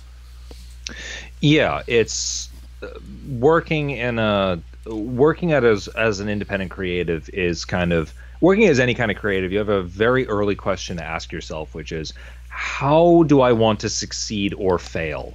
And if you go the self-publishing route, you're basically saying, I want to succeed or fail based on my own merits, because it's you. You're the one who's fronting everything, and you're the one who's receiving the critique and praise based on what you're doing. You're the master of your own destiny. It's you. If you go the employee route, the publisher or the oversight route, basically with sponsors and so on and so forth, then you're basically saying, I want to succeed or fail based on a more collective sense of value. And the upside to that is that you're more likely to succeed because you have more resources behind you, but it's not going to be on your own terms, because the people who have those resources are going to be dictating down to you to try and increase the likelihood of that success. So it's not something where it's a hard and fast, like, you should do this, you should do that. You should do what you feel comfortable with, and you should do what you enjoy, but be fully aware of what each of those options entails and how that's going to dictate your likelihood of success and the terms on which you're going to succeed. Okay, so on that note here, Andres is asking, as comic creators, what are some of the biggest issues you have with the professional comic industry, or rather things you'd like to see change? You go first. Okay, so some of my issues with the comic industry, as it are right now, are a bit odd to say the least. Or at least they're my opinions. In my opinion, it's like I'm full of unpopular opinions, as I've often said. One of which is, especially when I see the thing I have a problem with the comic industry here, which is it seems like I don't like the fact that we change writers between either issues or little story segments between comics so much. I mean, the big issue with like Marvel and DC or these long-running publishers is that they have writers that come in for a short series and they do changes to characters or events or such like that. Like they kill off a character, put one in a wheelchair kind of thing, and it changes the entire dynamic of that character, seemingly forever. Then what we have happen is another writer comes in and finds ways to change all of that back to the status quo it was before the previous writer got in on it. I mean, the biggest example is Barbara Gordon. Barbara Gordon became Batgirl, got shot by the Joker in The Killing Joke, which was just a one-off graphic novel at the time, but then got put into Batman canon for the Batman series from DC for the comic run, and then Barbara became Oracle. Well, Barbara became Batgirl again here not that long ago, I believe, so she got unparalyzed and is Batgirl again, and it's kind of returning back to the kind of weird status quo. And it's that kind of rebranding that happens with DC almost every 2 years now, which is super annoying. Because they did the New 52, and then they did Flashpoint, New 52, then they did Convergence, now they're doing Rebirth, and they're resetting their series and setting so many damn times because new writers come in and they switch everything up to the point where it's almost unrecognizable, and then DC has to go and hit the reset button on it and force everyone. It's like, okay, here are the guidelines, do this now. The other thing I would like them to do is I'd like them to be a little bit nicer to their artists, because I've heard a lot of stories about how Marvel and DC treat their artists, and it's not particularly well. Yeah, they do make it here, but it's also they don't pay them near as much as they should for the amount of work that they do. Because there's a lot that goes into a 24-page comic, and they're working on tight deadlines and all this other stuff. You get it pumped out, but they're not getting paid near as much as I think they should here. Same for the writers. So yeah, those are kind of my main issues with the comics industry, and I think it's just the format of comics in general. Yeah, actually, on the writer thing, I very much echo that sentiment for moving writers around, because you see this problem in TV very often. One of the reasons I love Babylon 5 so much is because JMS set a record that I do not believe has been beat, and for a number of episodes that he wrote. Like, he was the executive producer and ran everything. He directed quite a few of the episodes too, I believe. But he wrote, out of 110 episodes, he wrote 94 of them. So you get a sense of clarity and consistency in the characters in Babylon 5 that you just don't see from other shows, because it's one consistent person writing the show. And that, I think, is something that comics in particular are in desperate need of. More consistency between writers from a creative standpoint. My single biggest problem with the industry is one that I don't think you can fix, because it's the fact that it's an industry. And by that I mean, when you turn art into a commodity to be sold, then there's a certain point at which things just stop becoming possible. And that's the thing. I remember there was a story a couple of years ago now about how Marvel, this is like when the X-Men movies, the Days of Future Past and First Class movies were coming out. from Fox. There was a story about how Disney had mandated that Marvel basically start sabotaging the storylines in the Marvel comics because they didn't want to give Fox good material to make good movies because they wanted Fox to stop using the movie rights so they could get the movie rights back, basically. And everybody was up in arms about that because they're like, "Oh my God, how could they do this?" And they're screwing over the longtime fans of these comics. And I'm just kind of like, me being a cynical asshole, I'm just like, it's like, why are you surprised? Like, Disney is evil. Like, Disney doesn't give a shit about creative integrity. They just want the money, Lebowski. Like King Mickey needs a new golden keyblade for Kingdom Hearts 3. And with the comic industry is notorious for this of like, if you want to get something published, great. Sign away all rights to ever do it, and we're going to dictate the schedule. We're going to dictate the sellability of it. We're going to dictate everything and tell you how to write, how to release, and everything. Now, you can make an argument that that's necessary because of Rob Liefeld, and all that fun stuff. And I would say that that's like arguing that any extreme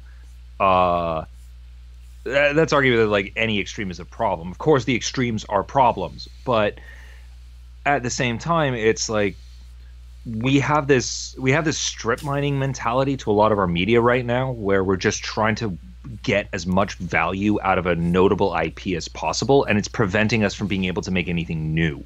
So if I would say that there's one big thing that the professional industry needs to change right now, it needs to stop being afraid of taking risks and doing things creatively, because we are well into the point of stagnation with our creative output as a culture, as a whole.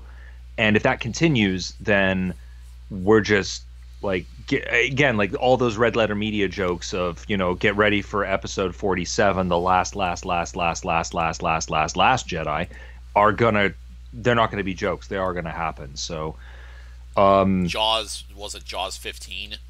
yeah, exactly. Like, we need to get to the point where the industry stops thinking of things in terms of just like strip mining resources, because if we continue to strip mine creativity, there's not going to be any left. And the industry is going to collapse, and then we're going to have a real problem of trying to rebuild ourselves and get bigger budget projects going again at all. That might sound overly doomy or naysay, but I don't know. Like any industry that operates on the idea of infinite growth, that's gonna come back to haunt them at some point, and it's gonna come back sooner rather than later. So I just prefer it not to happen at all, and us all to get along and make unique things that are actually freaking compelling. Yeah, Again, like Jay Corus says, it also with that Fox, or with Disney trying to pull stuff, pulled all the toy rights for some of those movies as well. yeah, exactly. Like, and you can defend it as a business move because yes, it makes perfect sense from a business perspective. But I'm an artist, and that also, like, that's one of the reasons why I say, like, if Denny came to me and said, I was like, hey, like, Marvel wants to publish Marshall Star, I'd be like, give me that contract. I am going to go over it with a fine-tooth comb. And even then I'll probably say no, because I just don't trust those fuckers. I really don't. And I kind of agree with some of the stuff Marvel's been doing lately. They're kind of going out of their realm of what they're good at, because they're pushing more for a direction I don't think is good to go. Well, it's not good. Not that it's good to go. It's just it's being done poorly. So I think they can do better with it. They're just not trying, and they're blaming the wrong people for not approving of what they're. It's like, you don't approve of my life choice. How dare you? How dare you not approve of my life choice?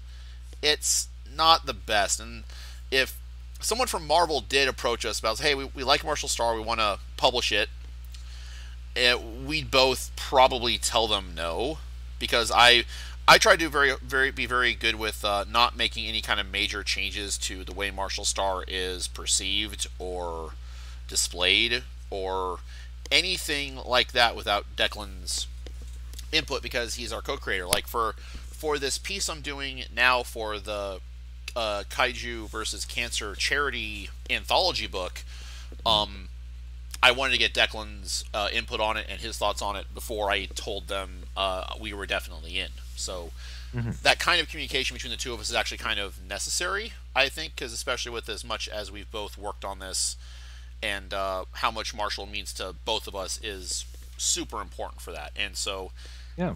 We've both literally invested years of our creative lives and our creative output into this thing. And we see it like that, and other creatives see it like that, but business people don't. They see it as a product. And that's the biggest single sticking point for me, at least, where I want the respect that I deserve as a creative and the respect that my creative output, deserves, which I think is just, again, it's a very knotted question, a very difficult one. Though it leads very nicely into what Kaiju Noir is saying now. What do you think the Western comic industry could learn from Japan's manga industry and vice versa? I cannot do anime. I will admit this in front of everybody right now. I don't do anime and I don't do manga. I love so much of it, but there's so much of it that I just cannot do. And it's me. It's 100% me. It's just the way I like storytelling and writing and all that stuff. That being said, everything that I just said about Western comic industry being like a mining factory, for like the way that a mining factory or a logging company looks at a forest or a mountain, I love the fact that in Japan you can be the most bizarre, socially awkward, maladjusted, sexually repressed weirdo in the world, and you can go with a couple of pages of your weird ass like therapy comic, and there is some businessman somewhere who will fund you to publish that shit and maybe make an OVA out of it.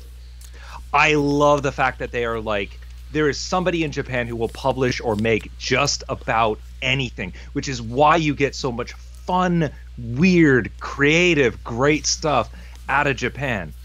I may not like a lot of the writing and I may not like a lot of the presentation of some of it, but man, the Japanese are so delightfully imaginative and unafraid to be imaginative, visually, writing-wise, creatively, and I effing love that.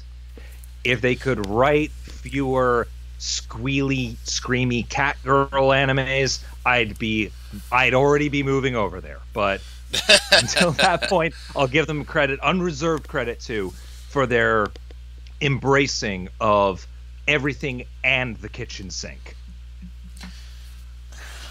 and I think that would be a little bit good here too, but I think part of it is just the overall culture between the United States and Japan, especially in, like I said, the weirdest shit Japan does and get someone to fund it and publish it, and they can make $1 off of it, sure, or make a yen. But then turn around and try and do that in America, it's going to be so underground, because it kind of reminds me a bit like how we still treat comics and cartoons as if they're primarily children's entertainment, when cartoons used to be shown in front of full length adult you know feature films. Cartoons were not originally for adult, or not really for kids. They were shown to adults, especially like the old Looney Tunes, the old Tom and Jerry. All of that stuff was being shown to adults in the movie Yeah. theaters. And then, of course, in the late 70s, early 80s, you had kind of the underground cartoon or underground comics revolution, where it was done in response to people basically saying that you couldn't, the comics ethics code of the 1960s and 70s, where Yeah. you couldn't have certain things in a comic because it was viewed as unacceptable for minors to be able to intake. And so we get stuff like Fritz the Cat and a bunch of these other underground comics that came Yeah. out in response to this. And it's kind of the same way that comics are now, because it's still, it kind of reminds me of that movement. And of course, some of the weird ones get funded, like Fritz the Cat and some other these other kind of oddball comics get funded, but it's kind of in a more underground sense, which is really Yeah. kind of strange when you think about it. But also at the same time, it's actually kind of hopeful that someone that you can still have these comics that ride the rails under that get some attention. Yeah, and up till, I mean, that's basically what Howard the Duck is as a comic. Like it was Marvel picking up just this weird out of nowhere idea. So there has been some penetration of some of this stuff into more mainstream media, or at least what we consider now to be mainstream media. But yeah, I think that Japan just has a better attitude towards like the weirdness. It reminds me a little bit of oh, what is it? Actually, the video game industry as well. Like there's this the growth of the indie scene where it's like the technology has now become available that anybody can make a game, and you're starting to see these things that are challenging the idea of what is traditionally commercially viable on a smaller scale, and that's starting to allow some of these ideas to percolate and become more widely accepted, if nothing else.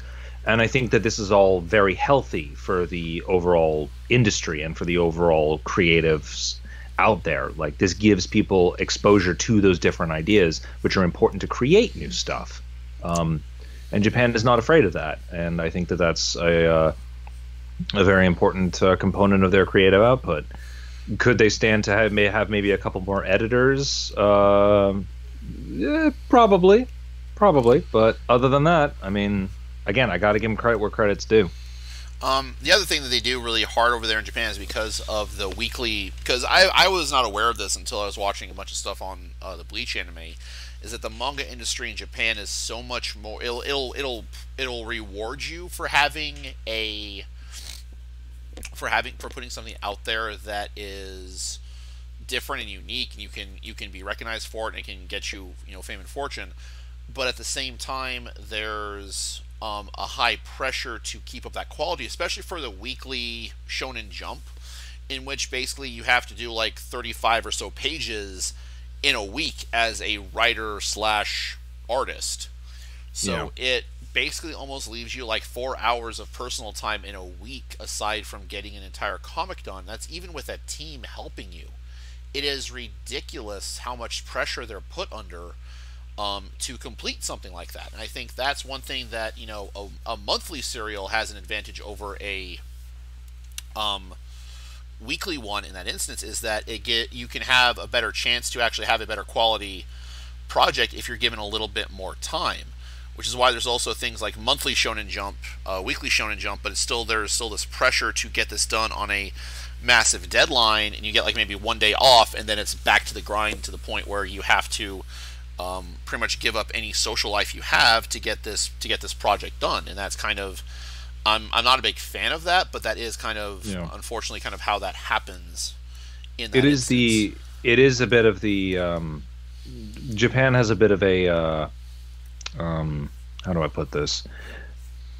They have a bit. It's almost like the old guild system. It's like it's kind of like it is on paper. It's kind of that happy medium that I was talking about, like what I prefer about this idea that like you are the one. It is the person who creates the media, who is in control of it, and who rises and falls based on their own merits. But and but then it combines the ability of like wide scale publishers and so on and so forth. So there is a greater access to materials, but they do retain control of the copyright.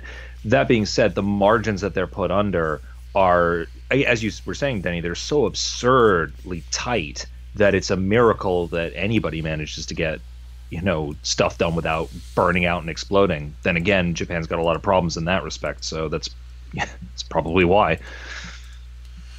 So yeah, I think there's stuff that can be learned from both sides, especially if you want to keep getting high quality material like that. So there is stuff that can be learned from both sides on that. I think that's kind of what it would be to make an ideal situation between the two.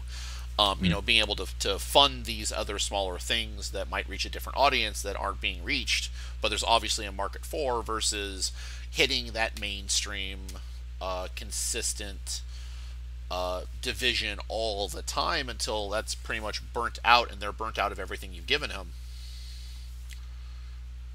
Yeah, pretty much. I applaud the creativity of the Japanese industry unreservedly, but man, they're kind of the pendulum swinging too far in the opposite direction in that respect. Um, so happy medium would be would be the ideal for sure. So it's actually a pretty good question there, Andres.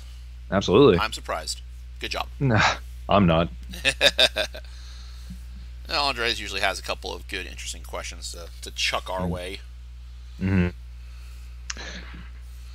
Do we have any questions left in the? Yes, we do. We have one more question left from my villain. What's the overall goal for 2019 and 2020 for us, involving Marshall Star? And Cricket's back, so he might actually give us some more questions here too if he's up for it. Perfect. I'll let you go here, Declan. You've got quite a bit on your plate. Yeah. Personally, I'm as I said earlier, I'm actually back at school. I'm currently taking a degree in history, an associate of arts in history, so 2-year program. And I'm actually really enjoying it so far. I'm learning a lot about a lot of different things that I was not previously aware of, which may very well influence Marshall Star in the future. So the big challenge for me is making sure that I can keep things balanced because I've got a lot on my plate now. I live on my own, so I've got all the usual domestic stuff on top of having to worry about, getting good grades and keeping up with Marshall Star and all this other stuff. I've got my own projects, my series, which is kind of taking a back burner right now just while I get acclimatized to being back at school. So for me, again, it's just kind of continuing to churn out what I consider to be the quality that Marshall Star deserves. And for me, at least, as far as Marshall Star goes, I'm more than okay with just continuing the current course. I would like to do more stuff. I'd like to do something up here in Canada at some point. We have a local comic expo, VanCaf, that Denny and I came to last year. We didn't. We almost got in, but we didn't. Oh God! I'm so annoyed by that. Yeah. Long story short, we didn't manage to get in, but we went and we enjoyed it. It's a free con, so we get a lot of people who aren't either artists themselves or aren't literally just people off the street in Vancouver. And there's a wide mixture of people. It's a really great show. I'd like to maybe do that as a contribution here. I wouldn't mind maybe looking into some other odds and ends if they're feasible up here, and just continuing to put out Marshall Star as it is, continue the course as is, unless something comes up that will hopefully help us to expand our reach, publish physical volumes, do some more merch, that kind of stuff. But given my schedule right now, I'm kind of the steady as she goes voice for the production. So the other question that Andres is proposing here is one last question here for the time being: is there a Canadian comics industry, or is it mostly American comics sold up in Canada? Which I'm not sure. That's a good question. Not too familiar with it myself. From what I've seen, I don't think there are any big Canadian publishers, at least none that I've ever heard of. There are a lot of Canadian artists who publish through things like Dark Horse and Image and Marvel. So it's Canadian content and it's about Canada, but it's published through American publishers. So I think every time I've been to a comic store, it's the big ones. It's Marvel, DC, Image, Vertigo, a smattering of local odds and ends here and there, but Canada is very much dominated by the American industry and the American output. And I think outside of anything that is, again, solo published or small scale published, most of it is published through the American industry. So yeah, that's a good question there. So Crooked's asking, as someone who's promoting, who'll be going to cons to promote his project, any tips? As far as because I've been working on Crooked's production here for over a year. Shoot me. what I can say is this: as someone who's gone to conventions to sell fan art, which I'm with Marshall Star, I'm leaning more towards away from doing that. Um, I recommend having being visual with it, showing off what it's like, having a plaque to let people read a summary of it wouldn't hurt, especially if you're trying to sell a book, and having a way to display those books as that's what you're there to sell is actually going to help you out a lot. I actually bought a little wooden display that I put the Marshall Star comic on, and that has helped so much more in getting making it visible to see that, oh, I have a product to sell that is normally in this stack, but if you put it up and point it out to where the front's facing everyone coming by your booth, they'll be more likely to grab it. One of the things that I've done for Marshalls in particular is I've bought in a couple of vertical banners, one of which is the banner you see off to the right there with Bree overlooking Independence. And it's got Marshall Star in the top, it's got her standing there, and it's got the very beautiful-esque sky there for that. And as far as that goes, that's kind of how I've been using it to try and make it a little bit more visual to see that I have something unique. I have something that's this visually pleasing. You may please come and check it out, kind of thing. And as far as being able to sell, being friendly with people matters more than pushing your product on people saying, hey, I have this thing to sell. Being friendly with them, talking about them. If a cosplayer walks by your booth, compliment their cosplay, get a picture with them, talk to them. Talk to kids and their families. If a kid wanders up to your booth, engage them, engage the parents. Engagement is 50% of your sale. The other 50% is how you carry yourself in the conversation and how you portray your product. So it's more important in my history, in my experience of just being friendly with someone. I mean, if they see your art, they'll come to your booth anyways. If they know you as a person, they'll be more likely to be someone who will come back and be a return customer in the future. So here's I'll answer my part of that final question here is what's the overall goal for 2019 and 2020. For me, I got 3 big commission projects coming up here now. Those I'm going to get done this month, next month. I've got all of Marshall Star Chapter 3 ready to go for inks and colors. I'm working on that. I want to get Chapter 3, Chapter 4 done, and Chapter 5 started by end of the year. By 2020, I want to have the first volume of the first 6 chapters, which will feature a colored Chapter 1. Because anyone who's been following the comics since the beginning knows Chapter 1 was in black and white tone. I'm going through and I'm colorizing that, and that's been kind of my off project here. And that will be in the first big volume. As we get closer to that first big volume, we'll be looking at some other kind of sponsors and publishers for that to see if anyone would have interest in it. There are a couple of bigger publishers I'd like to go to and see if they'd consider it. One of which is actually Dark Horse, because I've heard through a reliable source they're actually pretty good with creator-owned copyright and stuff like that. So they've been pretty good on that front from what I've been hearing through my contacts. So that is one we're going to be looking into here, and that's actually one I'm kind of excited for, but I also want to go to them when we have enough material to go to them with and present our best foot forward overall. Mm-hmm. Yep. No, I'm very much in agreement with everything said. Really, at this point, we're just kind of playing out what we've already had planned for the next little while and just hoping that, anything that does come up is good and not bad. But it's business as usual as far as we're concerned at this point.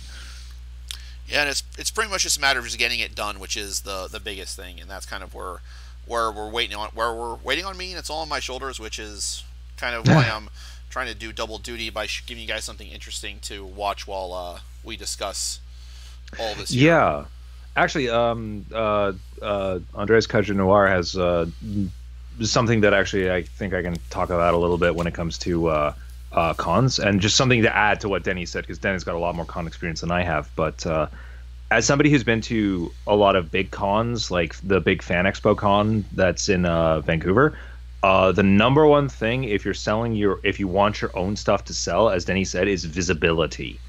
I walked past so many booths that looked like they were just selling fan art, and it took me 3 or 4 revolutions of the artist alley to notice that they had their own stuff, because they're just aiming for what is sellable.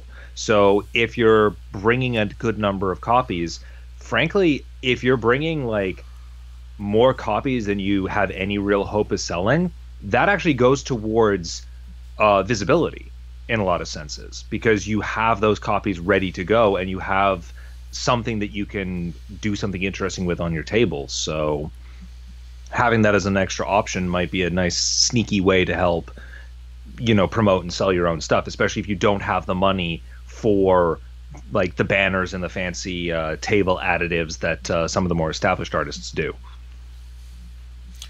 And if for what I think that I've found out here, I've gone to conventions with a number of comics.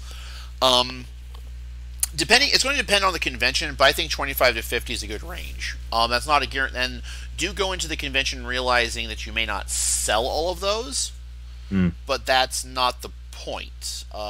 Because what you're trying to do there is, especially if it's a first con you're going to with everything, you're trying to get a little bit more, get noticed a little bit more. It'd be nice to sell out the first time you're there, because that would be great, but at the same time, it's not always going to happen. It's happened for some people, but that's not a guarantee it'll happen for you. Actually, Crooked Lore, yes. I think every single person I've ever noticed selling novels has had a stack with the spine facing outward, and then a little like one of those little like couple of dollars of display things for a book holder standing on top of it, because that is literally the easiest and most cost-effective display you can do for a novel. Every time it's been like a novel off to the side, I haven't noticed it, but when people do that, you see it right away because it's above the rest of the table. So I'd actually recommend that. And there is I'm trying to remember the website. I have to dig for it here. There's a website I actually ordered my little frame thing for. It was super cheap. It's like $30. It's a little wooden display that you can take apart, and it literally snaps right together and snaps right apart. No glue, no screws, nothing. And that would be great that's great for books. It's great for comics. I have that up as a main display for people to come by to see my wares, and it's usually a really good decision, I think. And I cannot really imagine not having that now because of how it's looked and how it's helped, I think. Yeah, like get creative. Like if you can't afford anything beyond the table and what you've got for what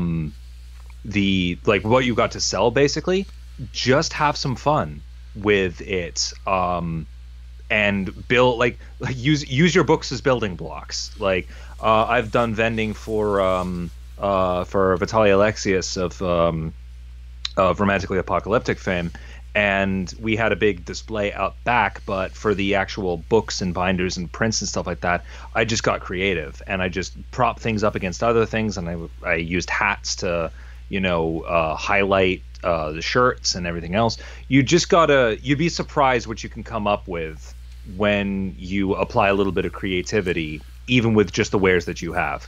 What's the saying? Invention is the product of desperation. Necessity is the mother of invention. Yes, thank you. Terrible. Yeah. And hey, Sean, how you doing? And yes, Andres, a tall, noticeable stack has been very helpful in my experience as well. Indeed, there's nothing can go wrong with a tall, noticeable stack. No. Is that the end of the question? The at least pre-asked questions, I think.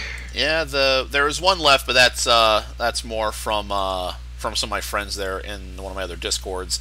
Is Bree related to Menaria Friends? And I looked it up. It's another anime OVA series, and no, she is not. I was about to say, like, as a writer, I have absolutely no idea what that is. So you'll have to Denny stall while I Google.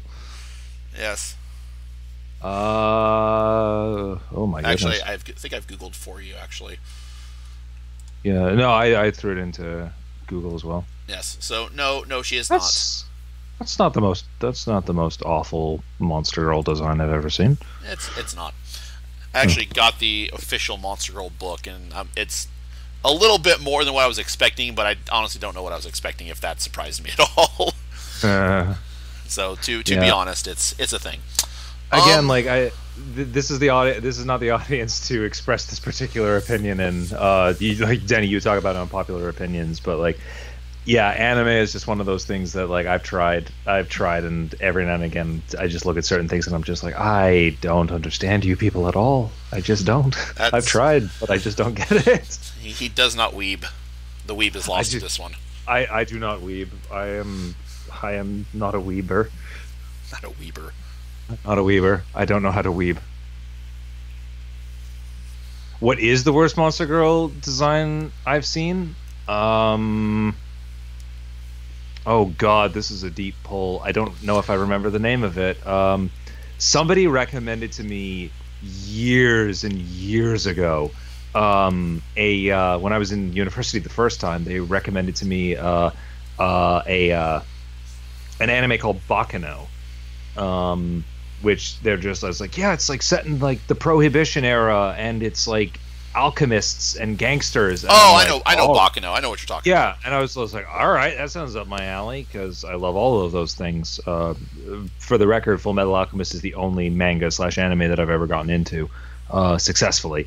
And I went to the Funimation website at the time, and there was something being advertised on the back, on like the backdrop, and I made the mistake of, it was something with like stars and over the top like cutesy bubble letters, and it had the most ridiculous over the top name, and I don't remember what it was, but I clicked on it, and the characters were like, oh, what's that one anime that everyone makes fun of? With like it's a school thing, and they've got the huge fucking eyes, and they're Gonna have to be way more specific than that. no, I'm getting there. Like they're cheerleaders or something like that. I remember cheerleading being a thing. Begin with an L. Lucky Star. Lucky That's it. Star. Okay, yep. Yeah, I Lucky was Star. going to say that because like, wait, they're all cheerleaders. Yeah. I know what you're talking about. And it had like Lucky Star style anime, and like the costumes were just like this. It looked like geometric vomit. Like it was just shapes all over the place, and like I was just kind of looking at it thinking like this is what would have happened if like Rob Liefeld had gotten into like anime.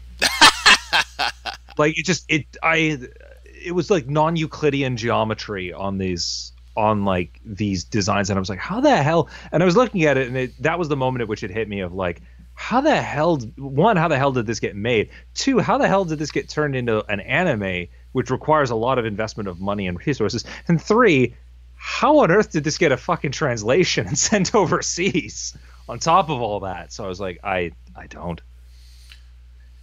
It was a formative experience, though. It was the moment at which I was just like, and that was when I knew I was never going to get this anime stuff. It's like, I cannot comprehend this. Yeah, that Sun Wukong kind of sucks there, Crooked. Ha! Worst Monster Girl design. I have to say one thing about the Monster Girl designs that I've looked for, especially for some of them, they get super repetitive. And I understand they're trying to make subspecies between things, but like when your lizard girls and your dragon girls and your snake girls all start to look the same, it's the same thing as if your dog girls and your wolf girls start, and your fox girls and your cat girls start looking the same. So I think there is a thing to be said about Monster Girl design, as much as I like the design aesthetic, that it gets repetitive and it's kind of hard to tell them apart. Yeah. So it's kind of hard to put that into some kind of perspective like that, because it's like, okay, you look like you're this, but it says that you're this. But these two things look the same enough that it gets repetitive on the design front. And there are ways to make the designs more subtle, but there's still a difference there.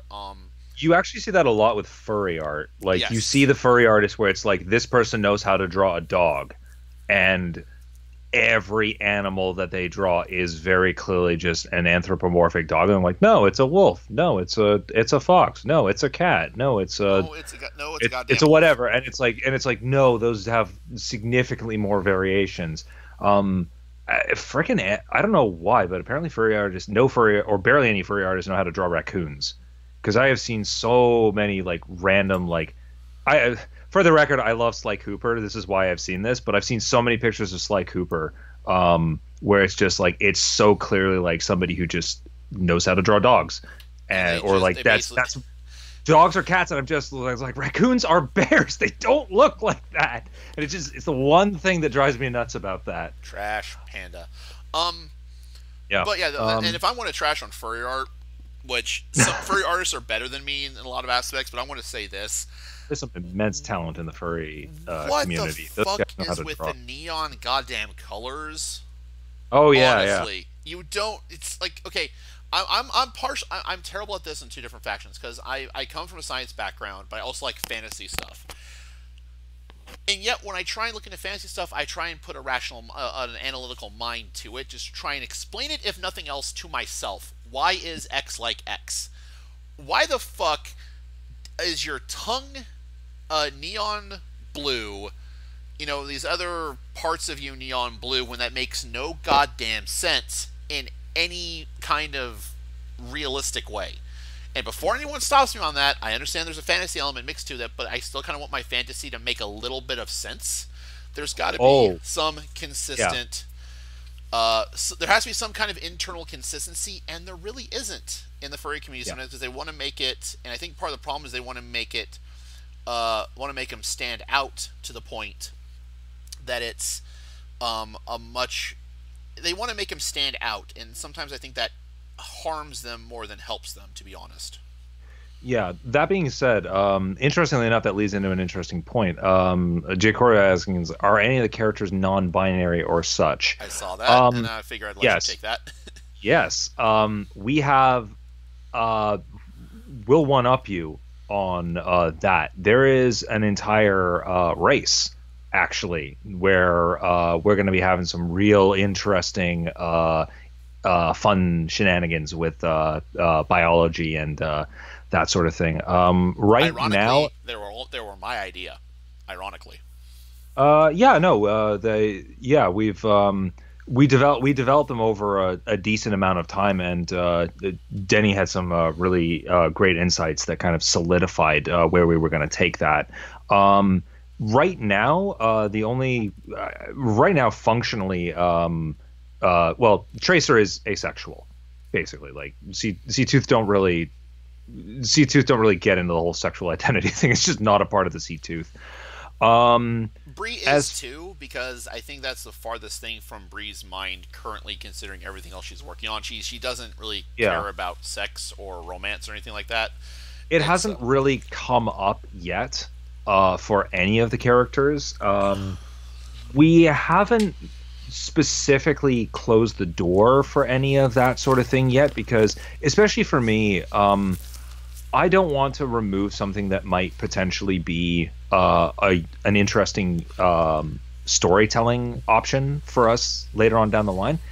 And the other thing for me in particular as a writer is I feel like a lot of people forget that fictional characters are not real people. Like, you can make them whatever you want. So if we haven't explicitly closed the door on it, I kind of like to keep that sort of option open that, you know, again, if sex isn't going to come up until a later period, or maybe it never comes up, then why bother to lock a character into a given specific identity or something like that when it's not in service to the story? The characters exist for the purpose of servicing the story. Bree maybe will play around with something relating to her overall sexuality later on. I would say that Zach is the only other thing that at least I have an opinion on. I regard Zach as basically a pansexual. Like, Zach is pretty much good to go.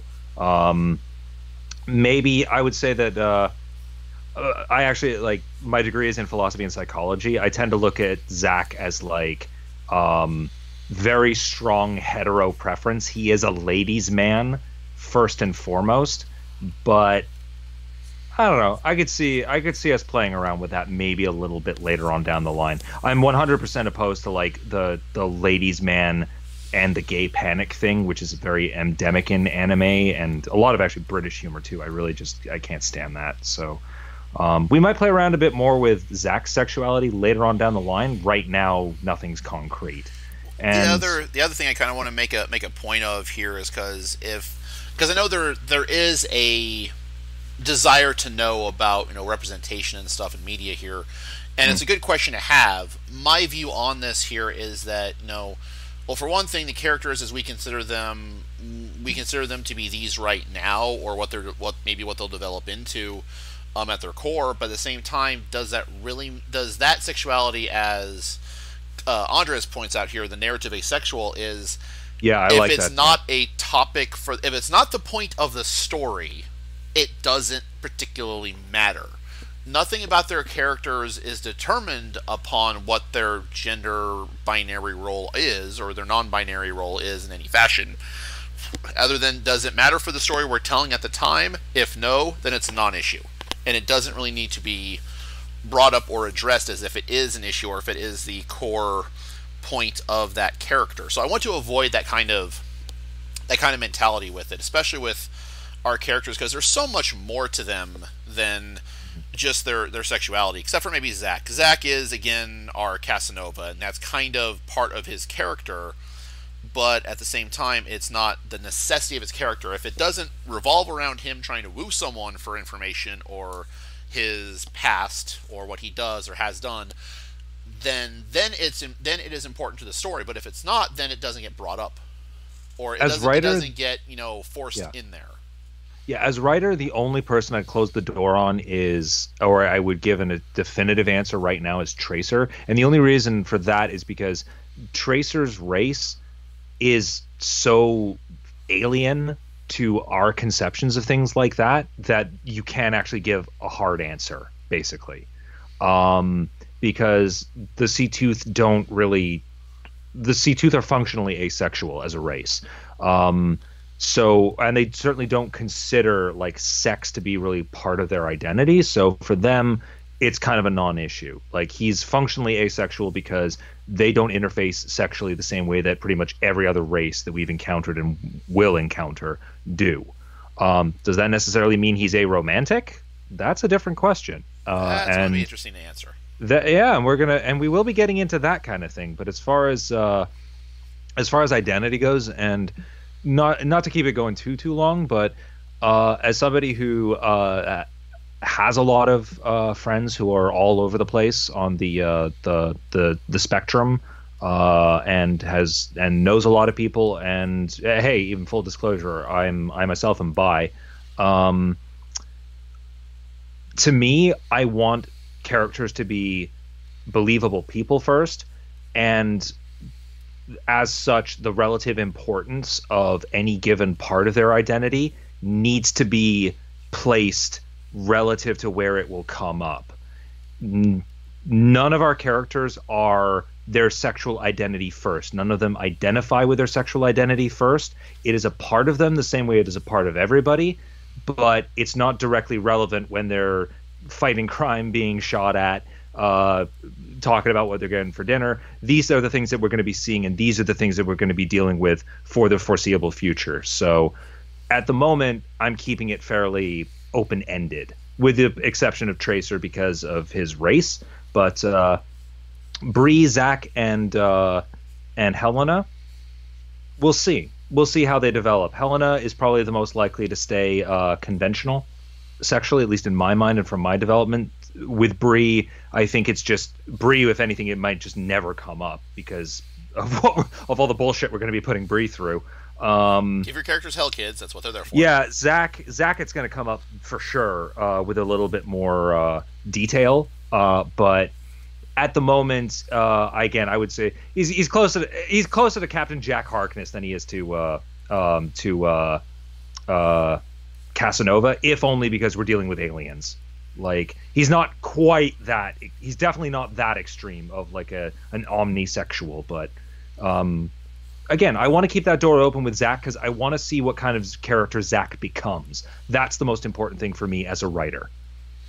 And the thing is, a lot of the things that we've done have, the things that we've done, can change. I mean, we have plans and plans and plans in place, but that could also change changed a couple of depending times on how we're writing and what decides to go right. Because the one thing I've always told Declan about, I don't care about the length of the book. I don't care if a chapter turns out to be 100 pages if that makes the story that we're telling within that chapter consistent.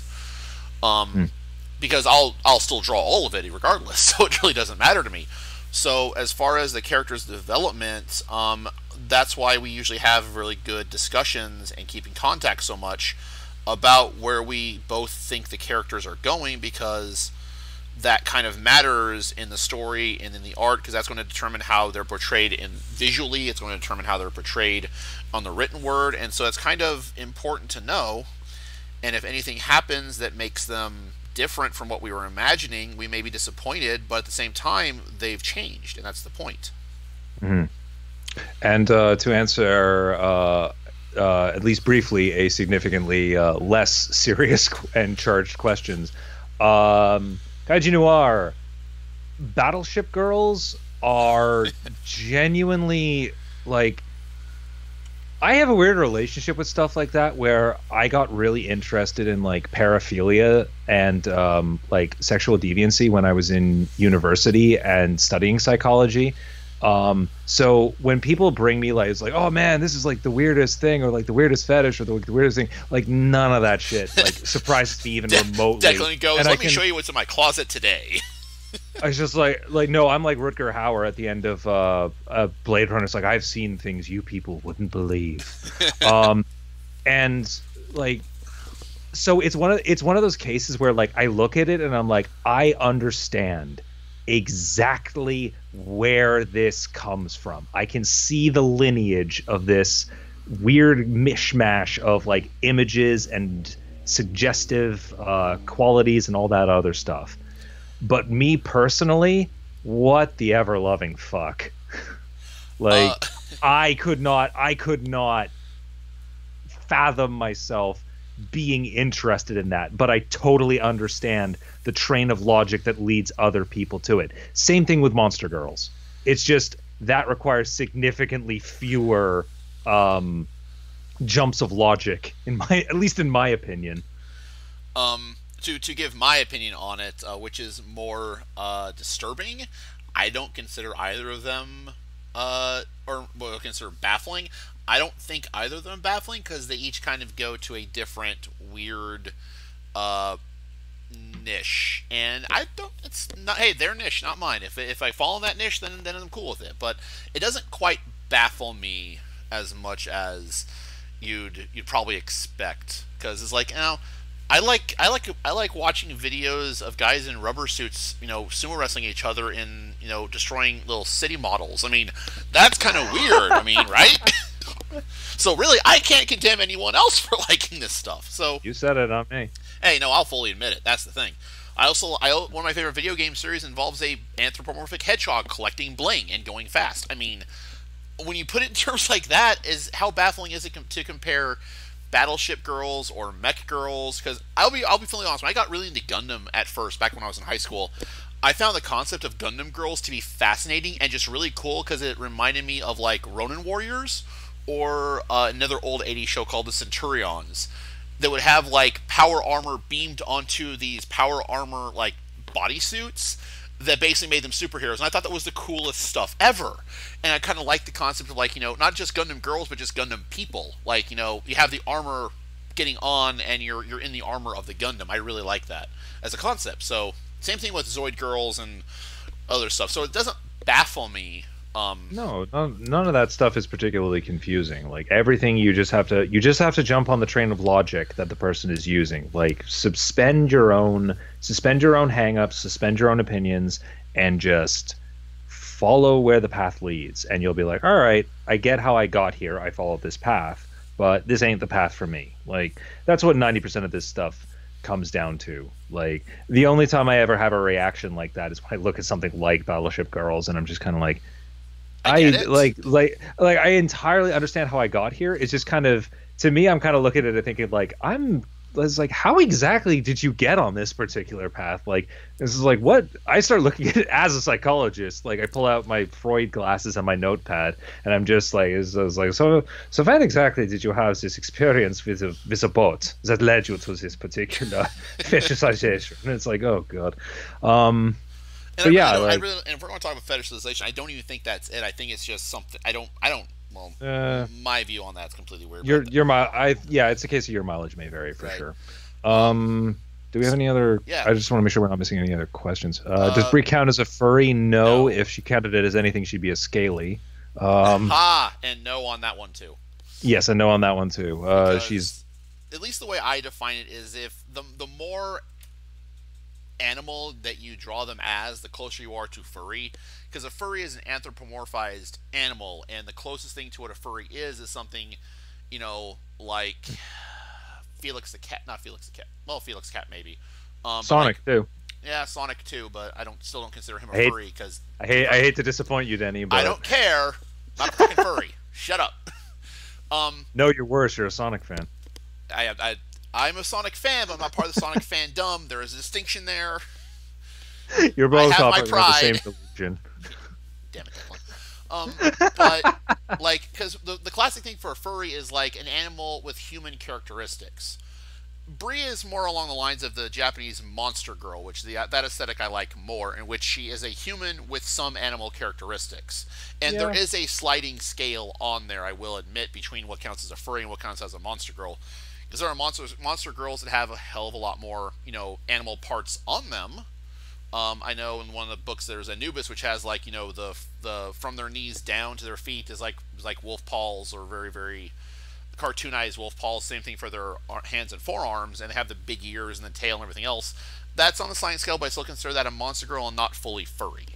So for in Brie's case, she's not a furry. In that sense, she's more of a monster girl in that sense. Yes, definitely not a furry. Any other questions? I don't think we... if you could do a crossover with Marshal star in any other comic manga series. I don't have any strong opinions on that one, because I'm just looking forward to all the stuff that we're going to do within the Marshal Star universe at this point. I don't know if you've got anything on that one, Denny. I've thought of a webcomic series that I really like, because I kind of like the artist... No, not the artist, but I like the artist, but I like the writer from a previous work, Dominic Dagan. Despite some of the baggage that he has from that comic, I really enjoyed Dominic, and they did this one called Star Power, which is a very high sci-fi / little bit of fantasy webcomic that would be fun to do a bit of a crossover with. But the one manga I'd really do it with, and I would love to do it with, would be Outlaw Star, because I love that show. That's the inspiration. Or one of the inspirations, but at the same time, I think that would be kind of interesting for the Outlaw and the Marshal to have a team up.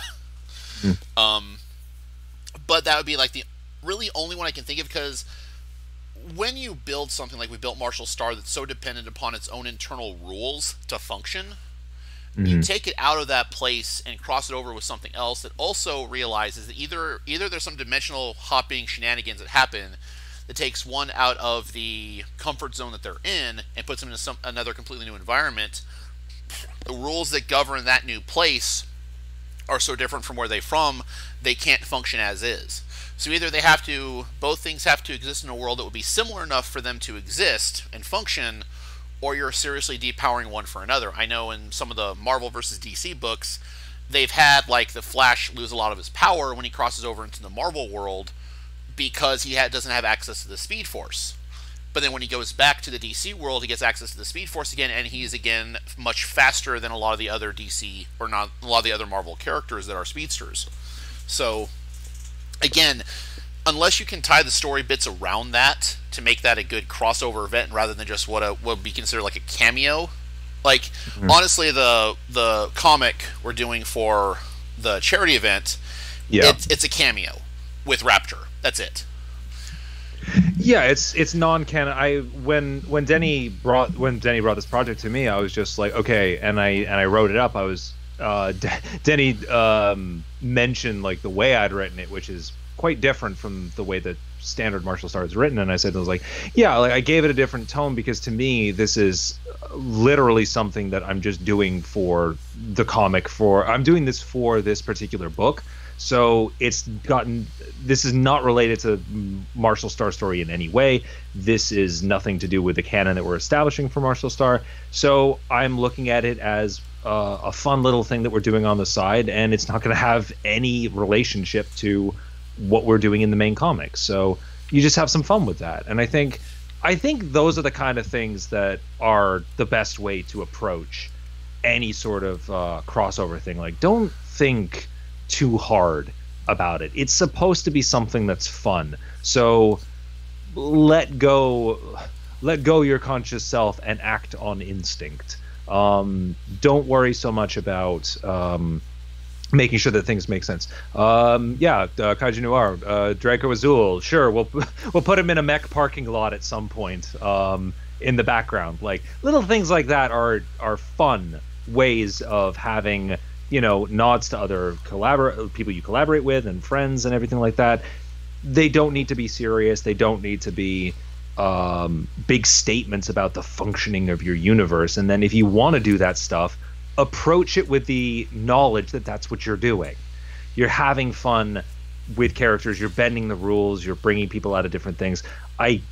As long as you don't turn into one of those freaking people who makes 30-minute videos about what would happen if the United States Air Force fought a Star Destroyer, which I saw. I didn't finish it, but I saw it, and I was like, my God. Like, I'm not sure what's more depressing, the fact that you made this or the fact that it's this popular. Or the fact it's 30 minutes long. Yeah, pretty much. Let's see here. No, Crooked, you are not normal at all. You're not normal at all. I'm not wading into that one. Yeah, don't. So Crooked's also giving me hell for you picking the superhero Raptor over Augustine, which is his character, which is going to be from his production stuff. Which, to that, I say that's Declan's choice, not mine, and it might be okay. Hold on, before you throw me under the bus with somebody I haven't even. No. I threw you under the bus. Remember, he's the one that forgot you existed. So anything, you should be mad at him. Oh, he's the one. Okay, then okay. My joke answer is we'll call it fucking even.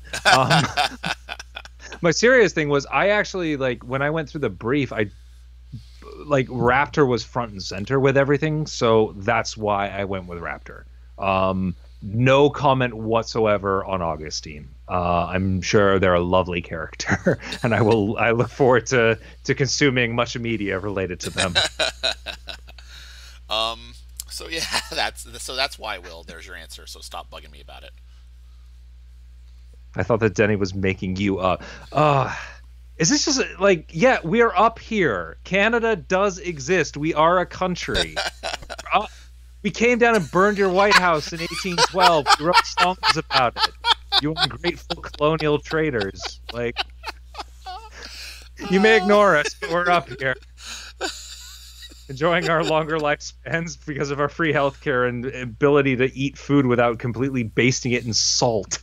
I have no idea how any of you guys are still alive down there. Very carefully is the answer. Yeah, I've had American Domino's once, and I took one bite out of it, looked at people, and was like, how is anyone in this country still alive? The hell is Canada? It's a glorious nation of very polite Sasquatches. I'm sure Denny's descended from us at some point. Well, the thing is, Canada is like America, but with less guns. Canada's and myth is no way a country can do that. Wars. I'll have you know. Oh, sir, great! You got him started. Good job. In 1917, in World War I, you guys shipped out to relieve Canadians around Verdun and Vimy Ridge. We got all of 2 days of a break before we had to come back in and bail your asses out because you hadn't figured out that cavalry weren't good to run against machine guns. We saved your butts in World War I. And we did a pretty damn good job in World War II. Devil's Brigade, Canada, represent. See, this is why I let him argue with people. I stay out of it, and I just watch the fallout. To be fair, we've gone way soft in between the end of World War II and the present. The only thing award-winning about the Canadian military right now is our ration packs, and I'm not joking. Canadian MREs have won awards. Our soldiers may not be good fighters, but they're well fed. Well, heart of a good army is its stomach. So, Army marches on its stomach. Canada is like Japan. Well, the part I live in is because we get amazingly cheap sushi, and everything is green with mountains and the ocean. Denny can vouch for that one. I can vouch for that because I don't get to see any of that here in Kansas. Yeah. Well, no, and you've seen it in person. You've come up and visited the glorious land of British Columbia. Yes, I have. It was very nice. I need to come down. I need to come down and visit again here as soon as I can because that was an enjoyable time. Yeah, no, it's You ran me ragged for like 4 days. Yeah, but you're in significantly better shape than you were when you left, than you were when you got here. So this is true. I'm not going to deny that part. I'm just more embarrassed I was in that bad of shape. I thought I was a little bit better. I knew I was in trouble, but dang. Yeah, no, Vancouver is a gorgeous place. I think so. People refuse to believe countries can be that nice. All of Canada is not nice. Visit Quebec. Quebecers are oof. Don't rent a car in Quebec, or God help you, do not rent a car in Ontario and drive it into Quebec. They will do you over. Like, Quebecers are. I've joked about this before. If you drive in Toronto or BC, like in major urban centers in Canada, there's a group of drivers, or like drivers have this attitude that it's like they're annoyed that anyone else is on the road and taking up space that rightfully belongs to them. In Quebec, it's being on the road with a Quebecer is seen as like a direct affront to their entire family, living and dead, and it is a point of honor for them to run you off the road. I don't know what happens to the French when they get behind the wheel of a car, but they are terrifying, especially French Canadians. Oh, jeez. Am I overworking that poor Sasquatch? No. When Denny came up to visit me, Vancouver's a very walkable city. Like, you can get pretty much everywhere on foot, but Denny isn't used to getting everywhere on foot because he lives in Kansas and drives all over the place. So I'm like, it's like, oh, I'm used to just like, it's like, oh, we'll get on the SkyTrain and I'll show you like downtown Vancouver. Like, you can walk the whole thing. We don't have to worry about buses. And I was walking along in like, at one point I was walking along in like a full suit and everything like that. And Denny's just in shorts and a t-shirt. And I'm having no problem with it. And he's dying behind me. So I took him to Stefo's, and you drained like 3 jugs worth of water by the time we got there. I think they actually would have started charging me for the water if we stayed. Yeah, they might have. And I'll say this about the entire time there. I absolutely loved it. I loved being in Vancouver. I loved being up there in that area.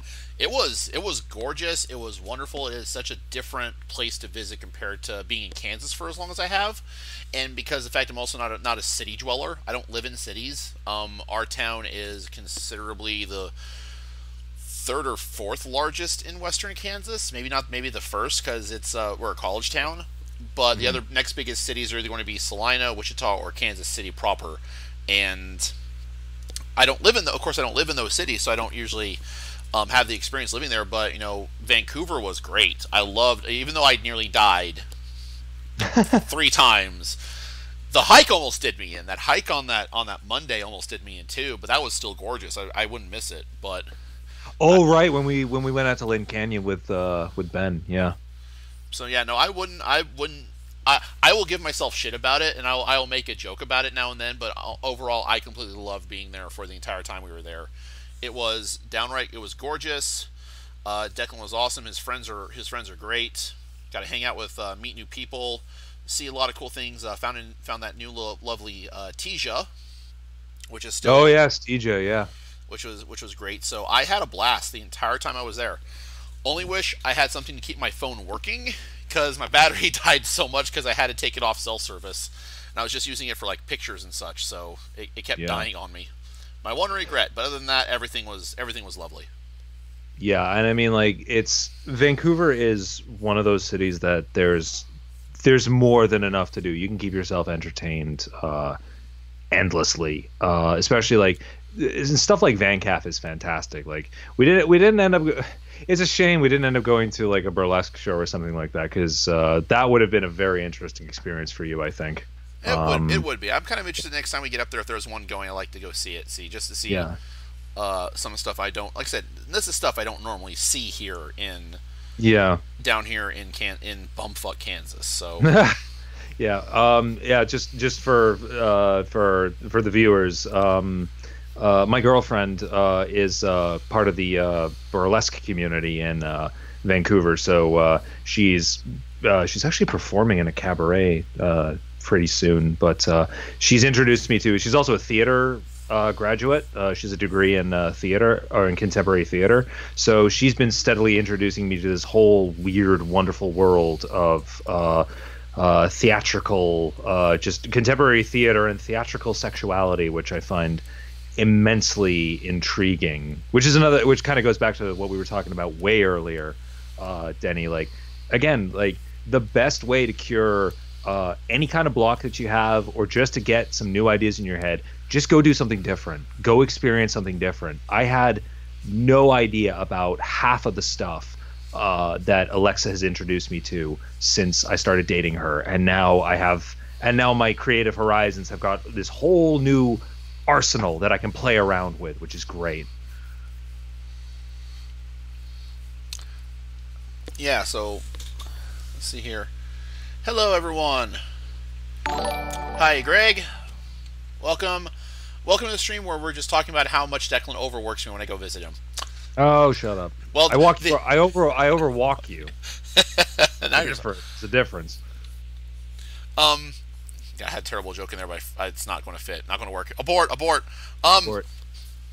But the one thing that was the one thing ironically is that about overworking me is like we never actually talked about Marshal Star except for that first night where we got stupid drunk, and that was it.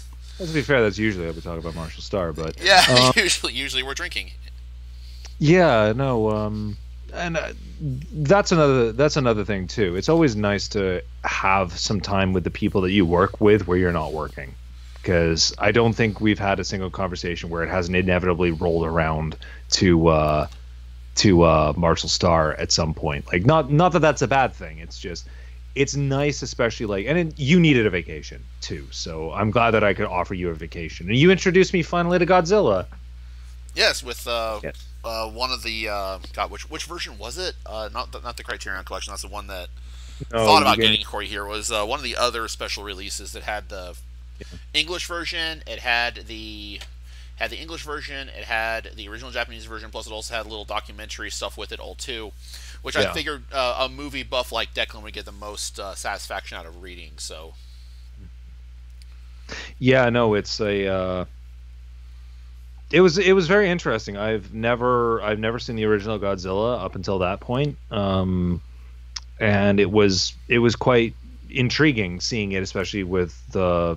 I don't admittedly know enough about the evolution of Japanese cinema, but seeing it as it was very interesting, and the tone that it took. I knew a little bit about it, but yeah, it's a damn fine movie. I understand why it's grown into the phenomenon that it has. I'm not necessarily sure of some of the choices that the phenomenon has taken over the years. Like, everybody dumps on that Roland Emmerich movie, but man, some of the Godzuki shit, that was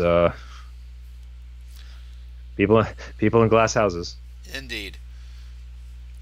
But yeah, no, the entire time up there was great. Yeah, no, the different perspective was nice. And other than that one night, as much as I wanted to talk to you about it, it was like it kind of didn't have a chance to come up because you were so busy taking me everywhere else. It was just too much fun. Although, what was the name of that chocolate place? What was? Oh, Purdy's. Yes, yeah. I am a sucker for dark chocolate. I love dark chocolate, especially good dark chocolate. Everyone else I know hates it because it's bitter, but I love it. I love it for that little saltiness to it. Oh, it's so good. Best dark chocolate I've had in a long time. I've still got their packaging and the business cards around here somewhere. I need to order another couple of bars. Oh, man. Yeah, you lit up like a You lit up like the 4th of July when that guy was just like, "Oh, we do delivery as well." Yes, You're just like, I can just imagine look on my face and just kind of slow turn. Yeah. Yeah, maybe I should come visit you at some point. Maybe when our dollars aren't so catastrophically different. Well, no, my dollar's shit. Your dollar's doing okay. Although, who knows? Depending on how long your government shutdown drags on, maybe that might start changing. Yeah, we'll see. But yeah, then there are times I do kind of want to, for everyone watching, I do kind of want to get Declan down here for one of the big Midwest conventions at some point, because I think that'd be actually just kind of interesting for him to see kind of how.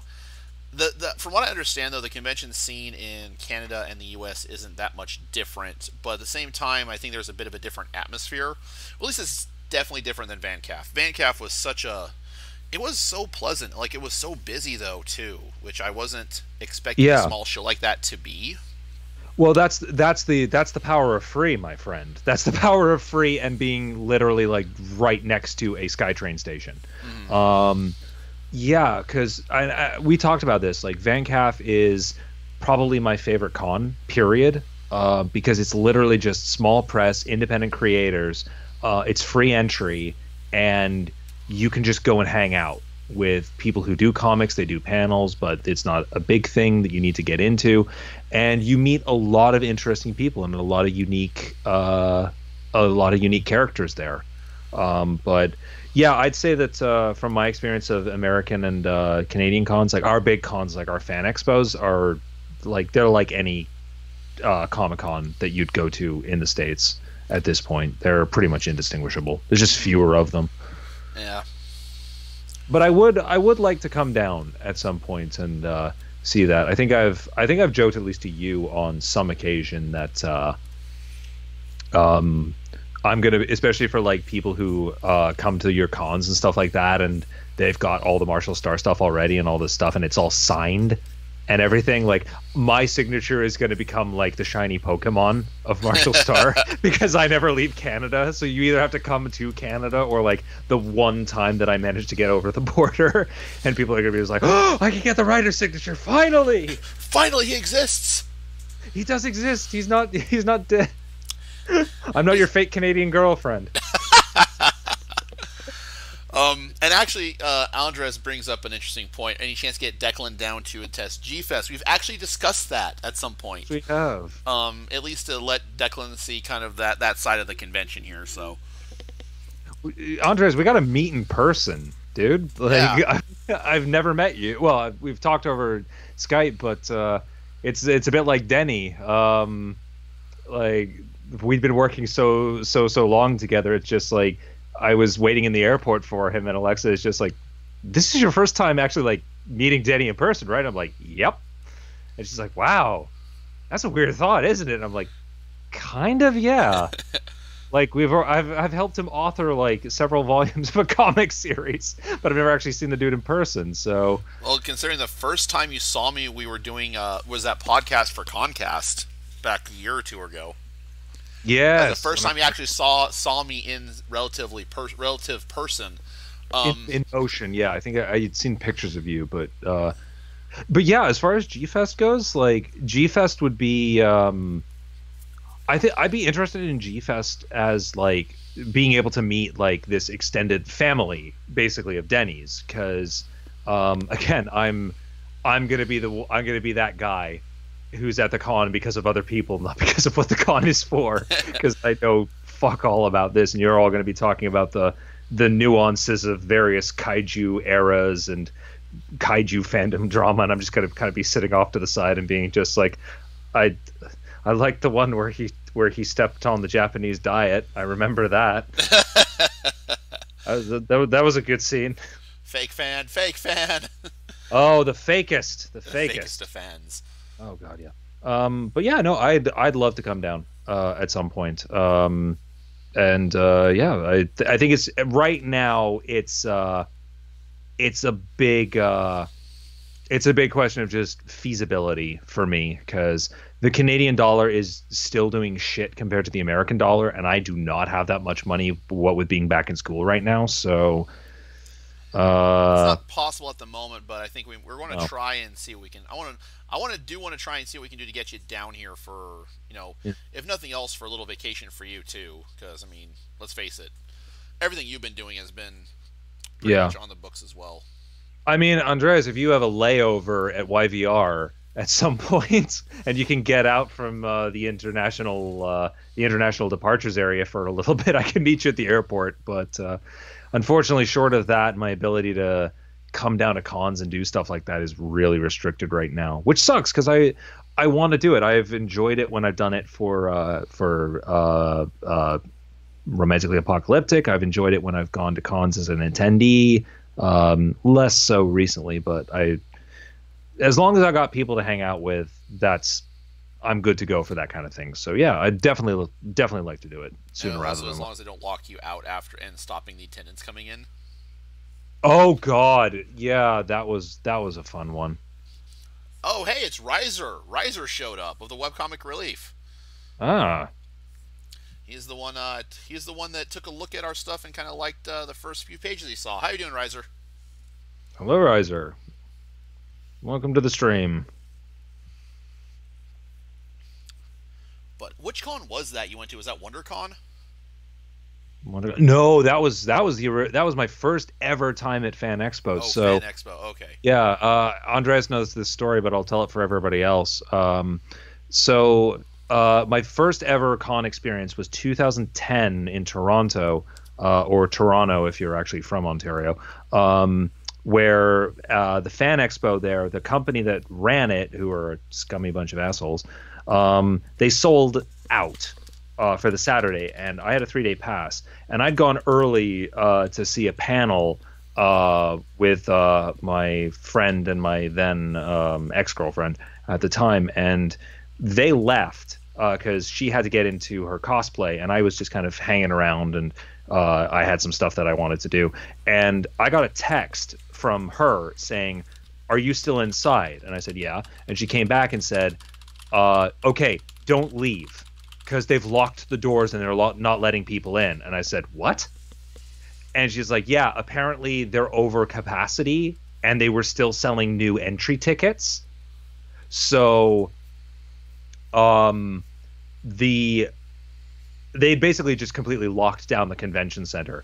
And there was a moment where I was walking past the main entrance and there was some dude rabble rousing outside. It genuinely looked like something from the Russian Revolution, where like you just had this guy standing on top. I don't know what he was standing on top of, but he was standing above the crowd and just fist in the air, being just like, "Who wants to go in there and find someone from Hobby Star and get our fucking money back?" And the whole crowd's like, "Yeah!" And there were all of these security guards just standing in front of the door with this beautiful look on their face of, they don't pay me enough for this shit. And that was my first ever con experience. And after that, it's a miracle that I ever went back to a big con after that. And it took me a couple of years, but I finally risked it. But yeah, Hobby Star really fucked that year up. Yeah, so I have thankfully not had a con experience that bad before. Although at Planet Comic Con, which is the big convention we have here in the Midwest, I've seen the line stretching out out from, because it's in a big building that has an arch that has a street under it. So the main convention hall is actually above the street level. But there was so many people and it was raining that the entire area, that entire street was blocked off for lines. The line extended through there onto the sidewalk and into another part of the street just to get in.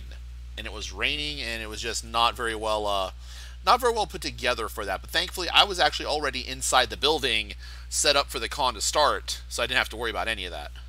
Mm. Yep. Depending on the con that you're at, sometimes it can become it can become a real interesting. It can become real interesting real quick. Can't say that. Yeah, Hobby Star has not pulled that shit since then. Luckily for them, because they probably would have completely tanked the reputation of the con by this point. But nope.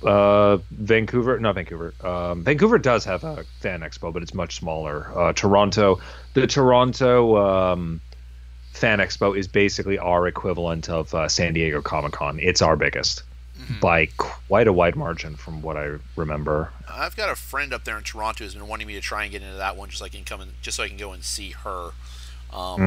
She actually finished her first novel here a few weeks back, so she's actually got writing credentials now. So pretty proud for her on that one. She's been working on that one for several months here, so she's got that going. So excellent.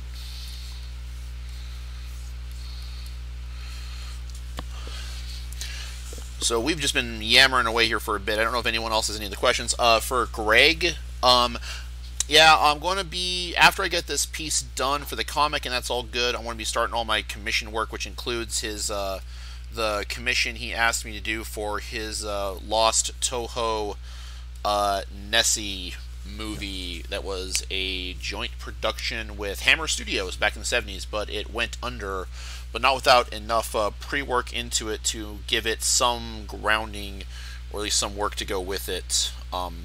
Words fail me. Well, you find your words. I'm just going to pop to the bathroom, and I'll be right back, guys. All right. So, everyone else having a good night, or are you guys just going to just turn us on the background and tune us out for now?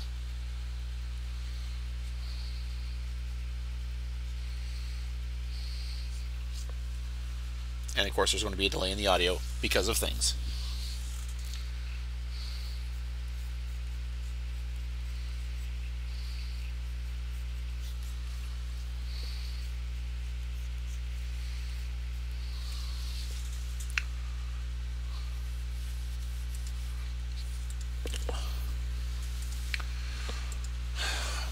So yeah, I've got three big commissions after this, and after that I'm going to be kind of done with my commissions. Before you have a heart attack there, Crooked, yours is the one I'm giving the exception to. I'm not going to be taking any more commission work after this. Riser, why are you up this late again? I forget you're on like a 6 to 7 hour difference in Denmark? Yeah, because when you were doing the War Mage live stream, I remember it was about this time. Like, I remember you finally went to bed at like 5 a.m. that night. But, yeah, I won't be taking any more commissions after this, except for the one I'm doing for Crooked for his second book. So I can get to work more on Marshall Star-related stuff and focus on getting more of this done and out there. And also try and take some more time before for myself and not have to worry about doing conventions as much as I have been. Because that convention world does, if you're not prepared for it, it will eat you up and spit you out pretty hard. Man, everybody's busy tonight. Scripts to write, videos to make, and videos to play. Well, yeah. Oh my God, I can't believe that as soon as I come back to school is the moment that Calypso decides to release the next Tropico game. Like, I don't need that kind of temptation when I have papers to write. So I don't need this kind of temptation in my life. Oh man, I've almost eliminated all like video game addictions except for Tropico. I don't know what it is about that game, but I just keep coming back to it. Let's see here. No, Mr. Webcomic Relief is in Denmark. Yes, he is. Many greetings from across the pond. I've got majority of my family is in England, so I fully sympathize with the massive time difference shenanigans. I have a friend in Finland too, and getting in the same time zone as him to be able to have a good chat is, oof, it's a nightmare. Yeah, when are you going to be? Yes, greetings from Viking Land. Thank you guys for calming down a little bit after you kicked the ass of various ancestors I've had all over the English Isles. The Nordics were smart. They got all that bloodlust and murdering out of their system early, and now they've kind of settled down and become the house of, the best governed countries in the world, because it just is like, yes, no, we just murdered everybody during the Middle Ages, and we got it out of our systems. So feeling much better on that end. Yeah. Took Britain conquering half the world and then losing that empire to figure that out, so. Yeah, no. kind of hard to make up for that. I was like, yeah, we're sorry we conquered all of you. Discover Netflix. It just seemed like too much work, really. It's true. I mean, Yeah, then you guys realized you could make some money off of it and just offered your services to the History Network. History Channel. I'm not saying it was aliens, but it was aliens. Especially them Viking aliens. That's why they Oh were my, so good. oh my God! Fucking Spirit Science is releasing their next human history movie. I can't wait. Oh, I can't wait. Can't wait at all. They're handling the Sumerian epic. It's gonna be amazing. That's going to For anybody who doesn't know, Spirit Science is the most ridiculous. It's Canadian. Fucking Jordan Pierce is from Alberta of all places, which is surreal. But he's this new age lunatic who made the most hilarious piece of pseudo historical cartoon nonsense that anyone has ever seen, which is like the secret history of Earth and Atlantis in particular, and how Atlantis was colonized by evil satanic space Martians and Jews from the future. Like, that's not even the tip of the iceberg. Crazy. It's amazing. You could not make it up. It's a trip. But ever since then, I've just kind of paid low level attention to him because I find him so fascinating and how kooky he is and how insane some of the shit he comes up with is. And now he's handling a new human history movie, and I unironically cannot wait because it's going to be amazing. I've got to actually thank him for introducing me to that, because that has been also a little secret pleasure watching that mess of a. It's great. It's so great. It's like, I don't like some of the stuff that he does, which is like he peddles some legitimately dangerous pseudoscience on occasions, but his human history movie is, if you've got an hour or so free and you want to watch something that is like legitimately like terrible but in the most entertaining way possible, then it's worth your time. That or Gilmore Girls. I mean, honestly, I think Bjorn's got the right idea. I think Gilmore Girls might weigh out in that. Gilmore Girls. Oh man. Sweden again. Oh, wars have been started over less. This is true. Wars have also been started over more. But no, it's like I love. He introduced me to spirits. I also introduced him to my guilty pleasure, mountain monsters. Yes, you did. Which, for anyone who doesn't know, Americans have a weird fascination with cryptids, specifically cryptids they think exist in the country, to the point where it evolves from folklore into an obsession. Mountain monsters. Now, I had a real big obsession with cryptids and aliens and UFO conspiracies when I was back in middle school, high school, but I grew out of that when I got to college. And the thing is, Mountain Monsters brought that back because it is a bunch of American rednecks going into the Appalachian Mountains to go hunt things like Bigfoot, the Chupacabra, the Swallow-Gasser, which they portray as a pterodactyl, the Mothman, all of this stuff, all of these things. And the thing is, it is so fake. It is the fakest stuff I've ever seen, and doesn't surprise me it's fake, because it has to be. It was on Animal Planet, and then they moved it to Investigation Discovery, so this is Discovery doing more of their shit. And we watched one of my least favorite episodes, which was the Thunder Brothers, or the Thunder Axe one. There's the Thunder Axe one, and then the Thunder Brothers. And it's a bunch, and supposedly Thunder Brothers in Appalachia are these group of Bigfoots that hunt and hurt humans, and they're after this legendary weapon called the Thunder Axe, which does not look like any kind of actual Native American axe I've ever seen. And I lived on a reservation. Well, I mean, they just straight up pull like public domain historical images that are completely unrelated, frankly. Well, of course, it's all fake. But the thing is, it's so entertaining. Oh my god, it's so entertaining for me, just how ridiculous it is. And my roommate often kind of gives me hell because I yell at the camera, especially when I know they're wrong, and I go, "That's bullshit. It's bullshit what you just said." But yeah, that's just the thing, Greg. A lot of these things right now, like investigation discovery, they especially these ghost hunting things, it's fake. It's all so super fake that all you have to do is watch it for what it's meant to be watched for, which is entertainment, and then that's good, and then it's perfectly fine in that aspect. But when people start taking it seriously, that's a problem. All right, Riser, you have a wonderful night, sir. Get some sleep, and hopefully the bad webcomics don't bite. Take it easy, my friend.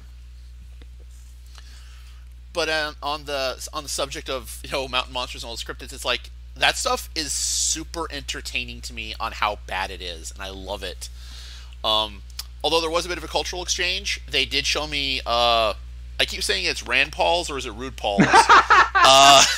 I would watch Rand Paul's Drag Race any fucking day of the week. It's true. That would be entertaining. No, again, my girlfriend is very much into that kind of thing. So she introduced me to RuPaul's Drag Race, and we introduced Denny as part of this cultural exchange. And if anybody doesn't know what RuPaul's Drag Race is, it's basically RuPaul, who is a very famous drag queen, taking 16 other drag queens, putting them through a series of very pink, very frilly, and very effeminate challenges to crown the next drag superstar.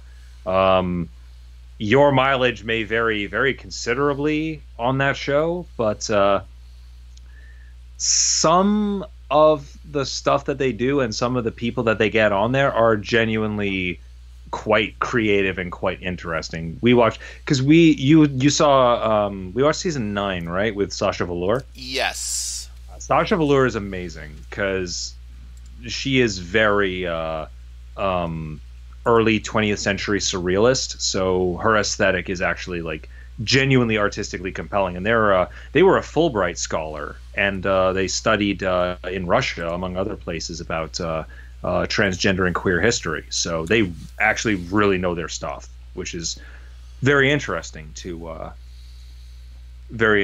see. So yeah, ironically, a show on Discovery has less educational and actual like material or intellectual value than fucking RuPaul's Drag Race. This is true, and this is sad. This is where we're at as a culture and as a society. Make of that what you will.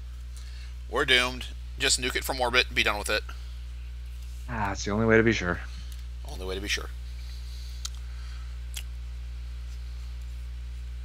So, yeah, I think that's pretty much. And on Greg's point here with Lost Tapes here, I kind of did watch that here, but whereas Mountain Monsters is fake, I watched the Lost Tapes things, and they may say it's a mockumentary, but they still try and pass it off a little bit like it's real, and it's a little bit too badly done for my taste because it's all lost tapes. It's all fan. They have to portray all the stuff is lost film that has the shots of the monster somewhere in it to try and prove it, interlaced with discussion and eyewitness accounts of the animal in other instances. But it's not as entertaining as I thought it would be. And there's some episodes that are okay. I kind of like the Q one where I go over Q, the mythical spirit, but even that's still kind of really cheesily done. It just reminds me too much of like the Blair Witch and other like found footage horror stuff like Quarantine. It's part of a genre that is super overdone right now. So it's not really on my radar to pay attention to, and I did try. I did give it a shot to try and see if it would hit that itch that Mountain Monsters hit, but it unfortunately hasn't.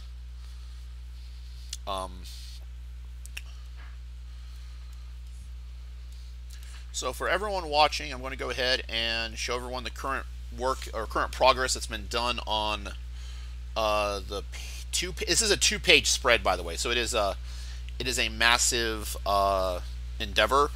And usually these take me a while to do, but I also kind of like doing them because they can be so big I can put so much in here. But you guys have seen the sketch marks and the sketches of everything here else. Here is currently where I'm at with the line art and the line work.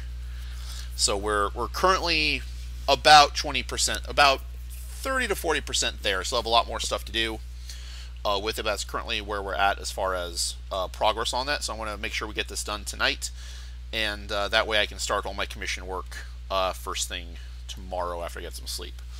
So we have been at this for a while now. We're pushing. Where's my timekeeper? It doesn't. There we go. 3.5 hours by the looks of it. So okay, it's 3.5 hours. So we've been with this at this for 3.5 hours. If anyone has any immediate questions right now, we'll answer them. But yeah. for that mark, after, if there's not, then I think we'll just kind of end it for her, because we've been going 3 hours, and I think it's time for Declan to get some dinner. I ate right before the stream, so I'm going to be good for a while. Yeah, you guys, again, if you wanted the full experience of what it's like to create Marshal Star, this is more or less it. We just usually don't have an audience. This is true, and usually there's a lot more snarky commentary coming from both sides. Yeah, pretty much.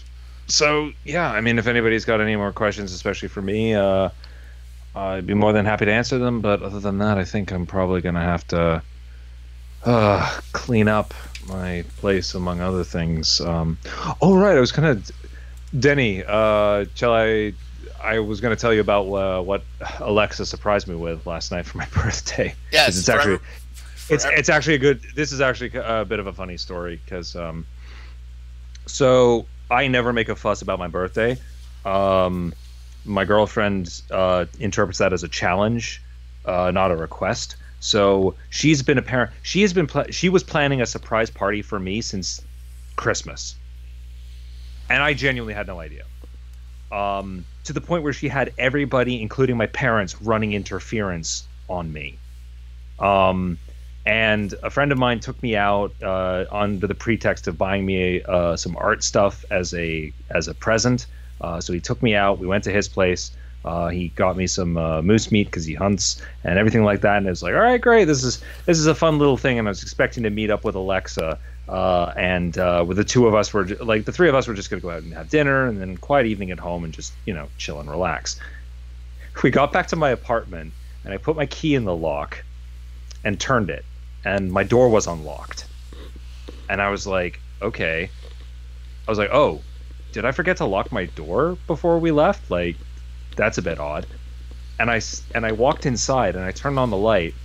And in my apartment, I keep all the doors to the bathroom and my bedroom open, just so that there's more natural light.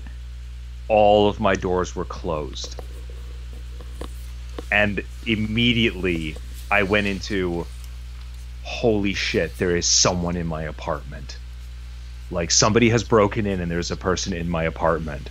So I went into full combat mode, and I was about to, and Tyler, my friend, I was like, Declan, are you okay? And I was about to say to him, it's just like I'm gonna kick the door open. There might be somebody in there. We're gonna have to block the door. I was approaching it like a SWAT team at that point. And then I turned around and looked, and I noticed some candles, birthday candles, sitting on top of my thing. So I call out my girlfriend. I call out to my girlfriend. I was like, Alexa. And then all of a sudden, people are just like, surprise! And they were filming it and everything. And they were looking at me and they were like, are you okay? And I was like, I thought somebody had broken in. You didn't lock the door. And they were all like, oh no! And I literally had to hold the back of a chair and just be like, breathe for a good couple of minutes, because I really did think somebody had broken into my apartment.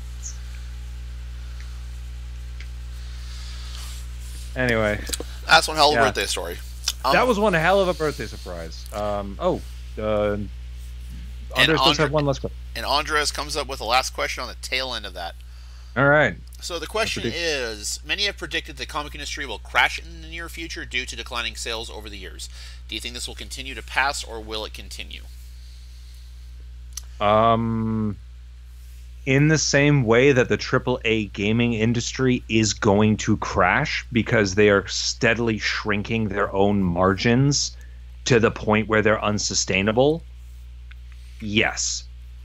But just like the video game industry with its burgeoning indie scene, which is now being distributed through the internet and Steam and so on and so forth, that part of the industry will be completely unaffected and will frankly probably rise from the ashes to create a new mainstream industry at some point. That's my prediction.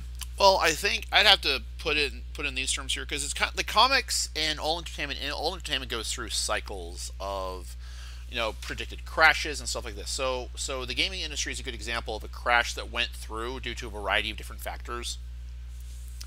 However, for the comics industry, I think it is going to crash, but it's not going to fully go away because comics, in the history of comics I'm aware of, there's always kind of this cyclic, like there will be a decline in comics and comic quality, and of course, as Declan said, there was an increase in the independent movement for a lot of the stuff here, but the popularity of how much money comics makes is going to ebb and flow, and it's done that. I mean, it skyrocketed during World War II. It resurged again in the 90s when it was on a decline for years, and it's when we got the big 90s comic crash of the 90s is because it was so oversaturated. Then comics came back again in the 2000s for some of its own internal renaissance. So it's going to be cyclic because it's the one thing I've noticed here in a lot of industry. It's in movies. It's cyclic. There will be a lot of call for one thing, and then it will die down after too much exposure, after too much oversaturation. Then it will die down. Then it will be a call back for it, and it will keep rising and falling, rising and falling. I do think that we'll get a lot more independent stuff being made and being funded on good terms with bigger publishers. So I think that's not too far out of the way as far as what's possible. So I definitely think that that's a possibility here. But yes, I agree, Andres. Power to the indies, because here's the thing about indies: because it's individual comic creators, they die off all the time, but they're replaced by new creatives, and you can't tank the indie scene the same way you can tank the main industry, because the main industry is just this big conglomerate of shared debt and revenue that if that falls apart, the whole thing falls apart. Whereas you can't just kill off the indie scene, because the indie scene is made up of a bunch of small individuals who rise and fall, come and go, but it's fairly fluid, but it's also very resilient. So that's never going anywhere, and that will always be a thing. But the top is going to cycle, and Denny, I think you probably know more about this than I do, but comics already aren't a business, like aren't solvent as a business. Like Marvel doesn't make any money off of its fucking comics. Its comics are being bankrolled by the movies at this point.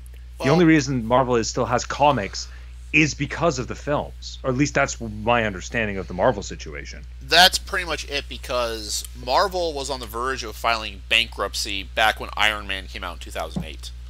And they were taking a risk with Iron Man, and that risk paid off immensely to the point where it started getting them more funding, and they started becoming their own studio, because up to that point they were selling off the movie rights to the X-Men, to the Fantastic Four, to Fox. They sold off the rights to Spider-Man for movies to Sony, who still has those.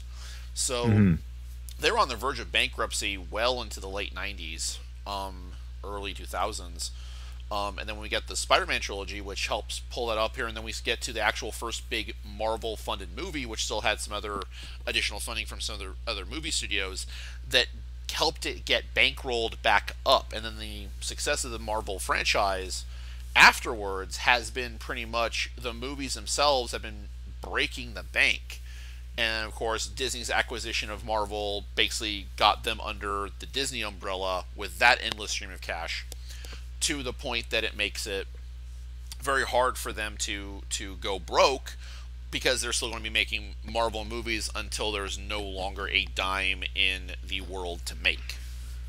Yeah, but the thing to bear in mind with that, Andres, is that when it comes to like, will the comic industry crash, decline, and so on and so forth, in a certain sense, the comic industry is already dead.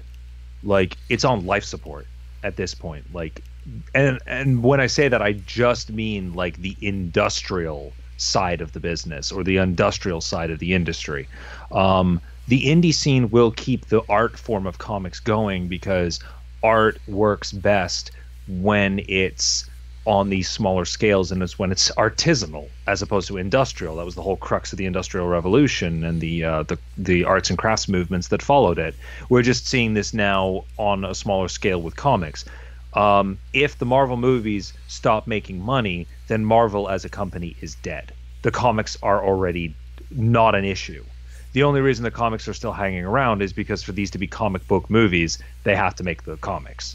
So that's just the nature of the beast. I mean, God knows what's going to happen to DC, given the utter mess they've made of their cinematic universe. I'm genuinely surprised that DC hasn't, we haven't heard more trouble coming out of DC, given how colossally they've managed to completely fuck up everything on that front. Like, I don't know what their margins are, but they can't be that much better than Marvel, given that Marvel comics are overall more popular. Well, I think part of the thing with DC is especially with the success of Aquaman and Wonder Woman. Because Aquaman was good. I enjoyed it. Is it as good as it could have been?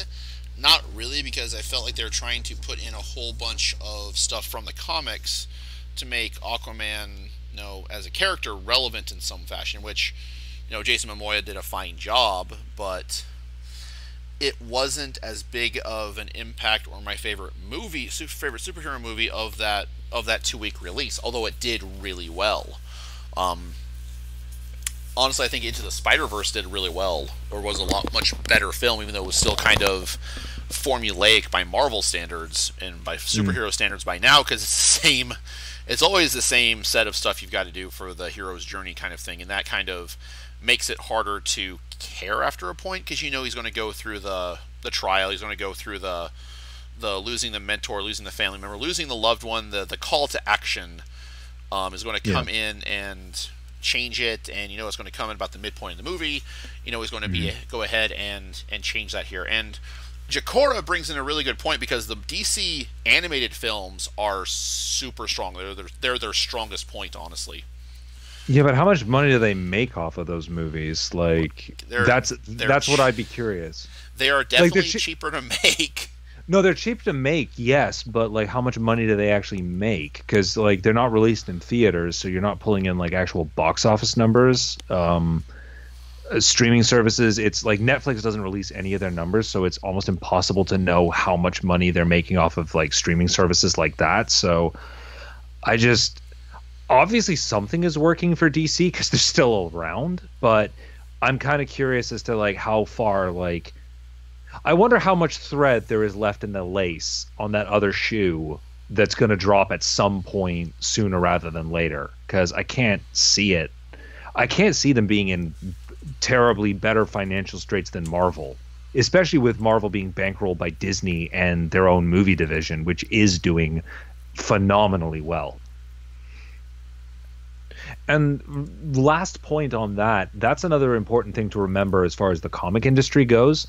The comic industry is now so directly tied into all these other media conglomerates. Like, if you can't talk about like Marvel without talking about Disney, which is to talk about Lucasfilm and their parks and all this other stuff.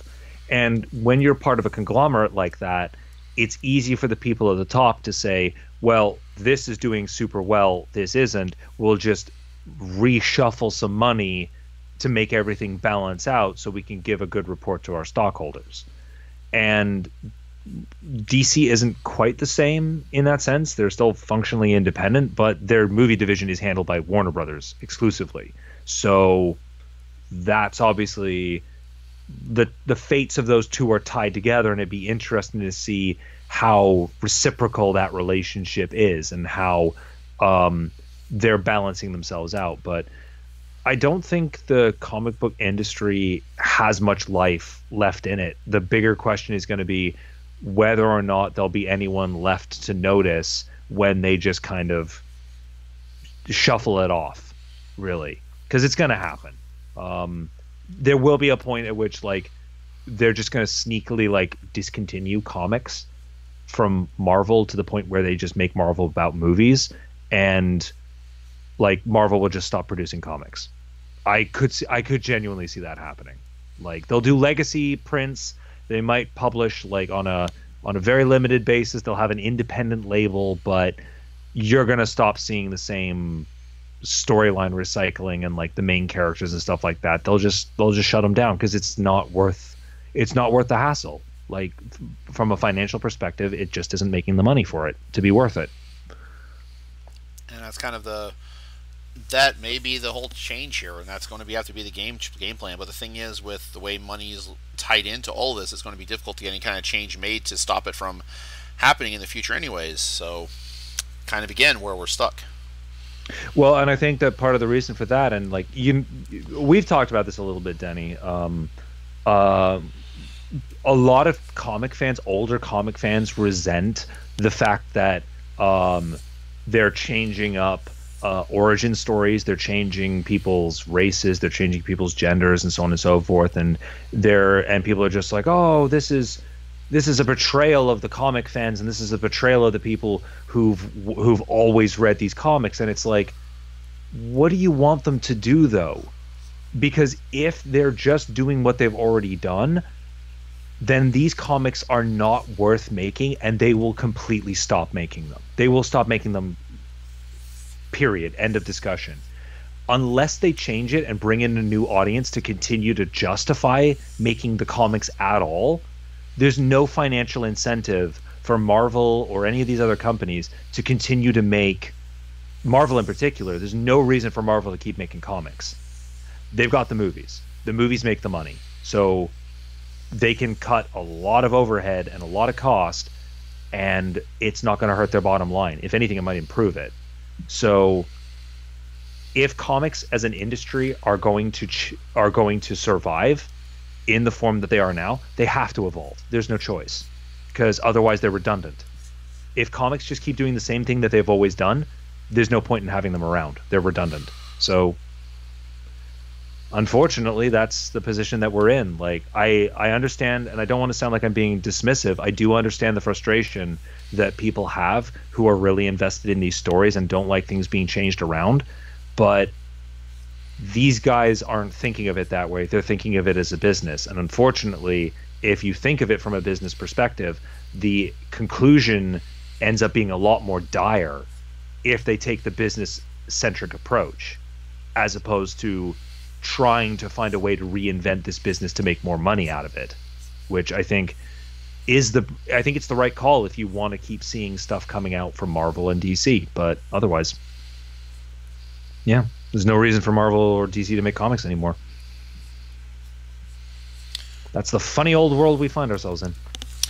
Yep, and on that note, I think we should be done. I'm sorry, I need to shut up.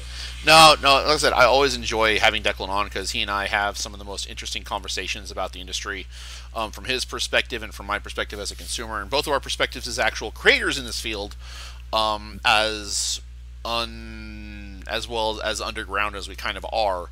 When an immovable force meets an unstoppable, or when an immovable object meets an unstoppable force, there's always a good fireworks show. Exactly. So, on that note, guys, thank you everyone for coming. Thank you everyone for watching. I would like to do more of these streams here in the future. If there's a specific format you guys would like to see, do let us know. You can go ahead and reach out to us here on the live stream. I want to go ahead and switch it over to our ending phase, so you guys can see some of our social media here. Can find us at Twitter, here on YouTube, the Facebook, and as well as our Patreon Discord. We do have a Patreon here. I didn't have an icon for it earlier here, but you can find us at patreon.com/MarshalStar. And if you have any questions for us, just go ahead and drop it to us. If it's for Declan specifically, I'll make sure he gets it and gets your response. Yep. But we're friendly, you know us. The stream will be saved on the website for everyone here, so hopefully in the future we'll have some more of you guys on for some of these streams, and we'll do more artwork, and I want to try and do some more Marshal Star related stuff for the comic for everyone, so everyone can get a chance to see some more of the format, some more of the process. And for that, I'd say good night, guys. Thanks for showing up. Yep, absolutely, and thanks very much for having for making my first stream a good one. So yeah, looking forward to seeing you guys more. All right, everyone, take care. Take it easy.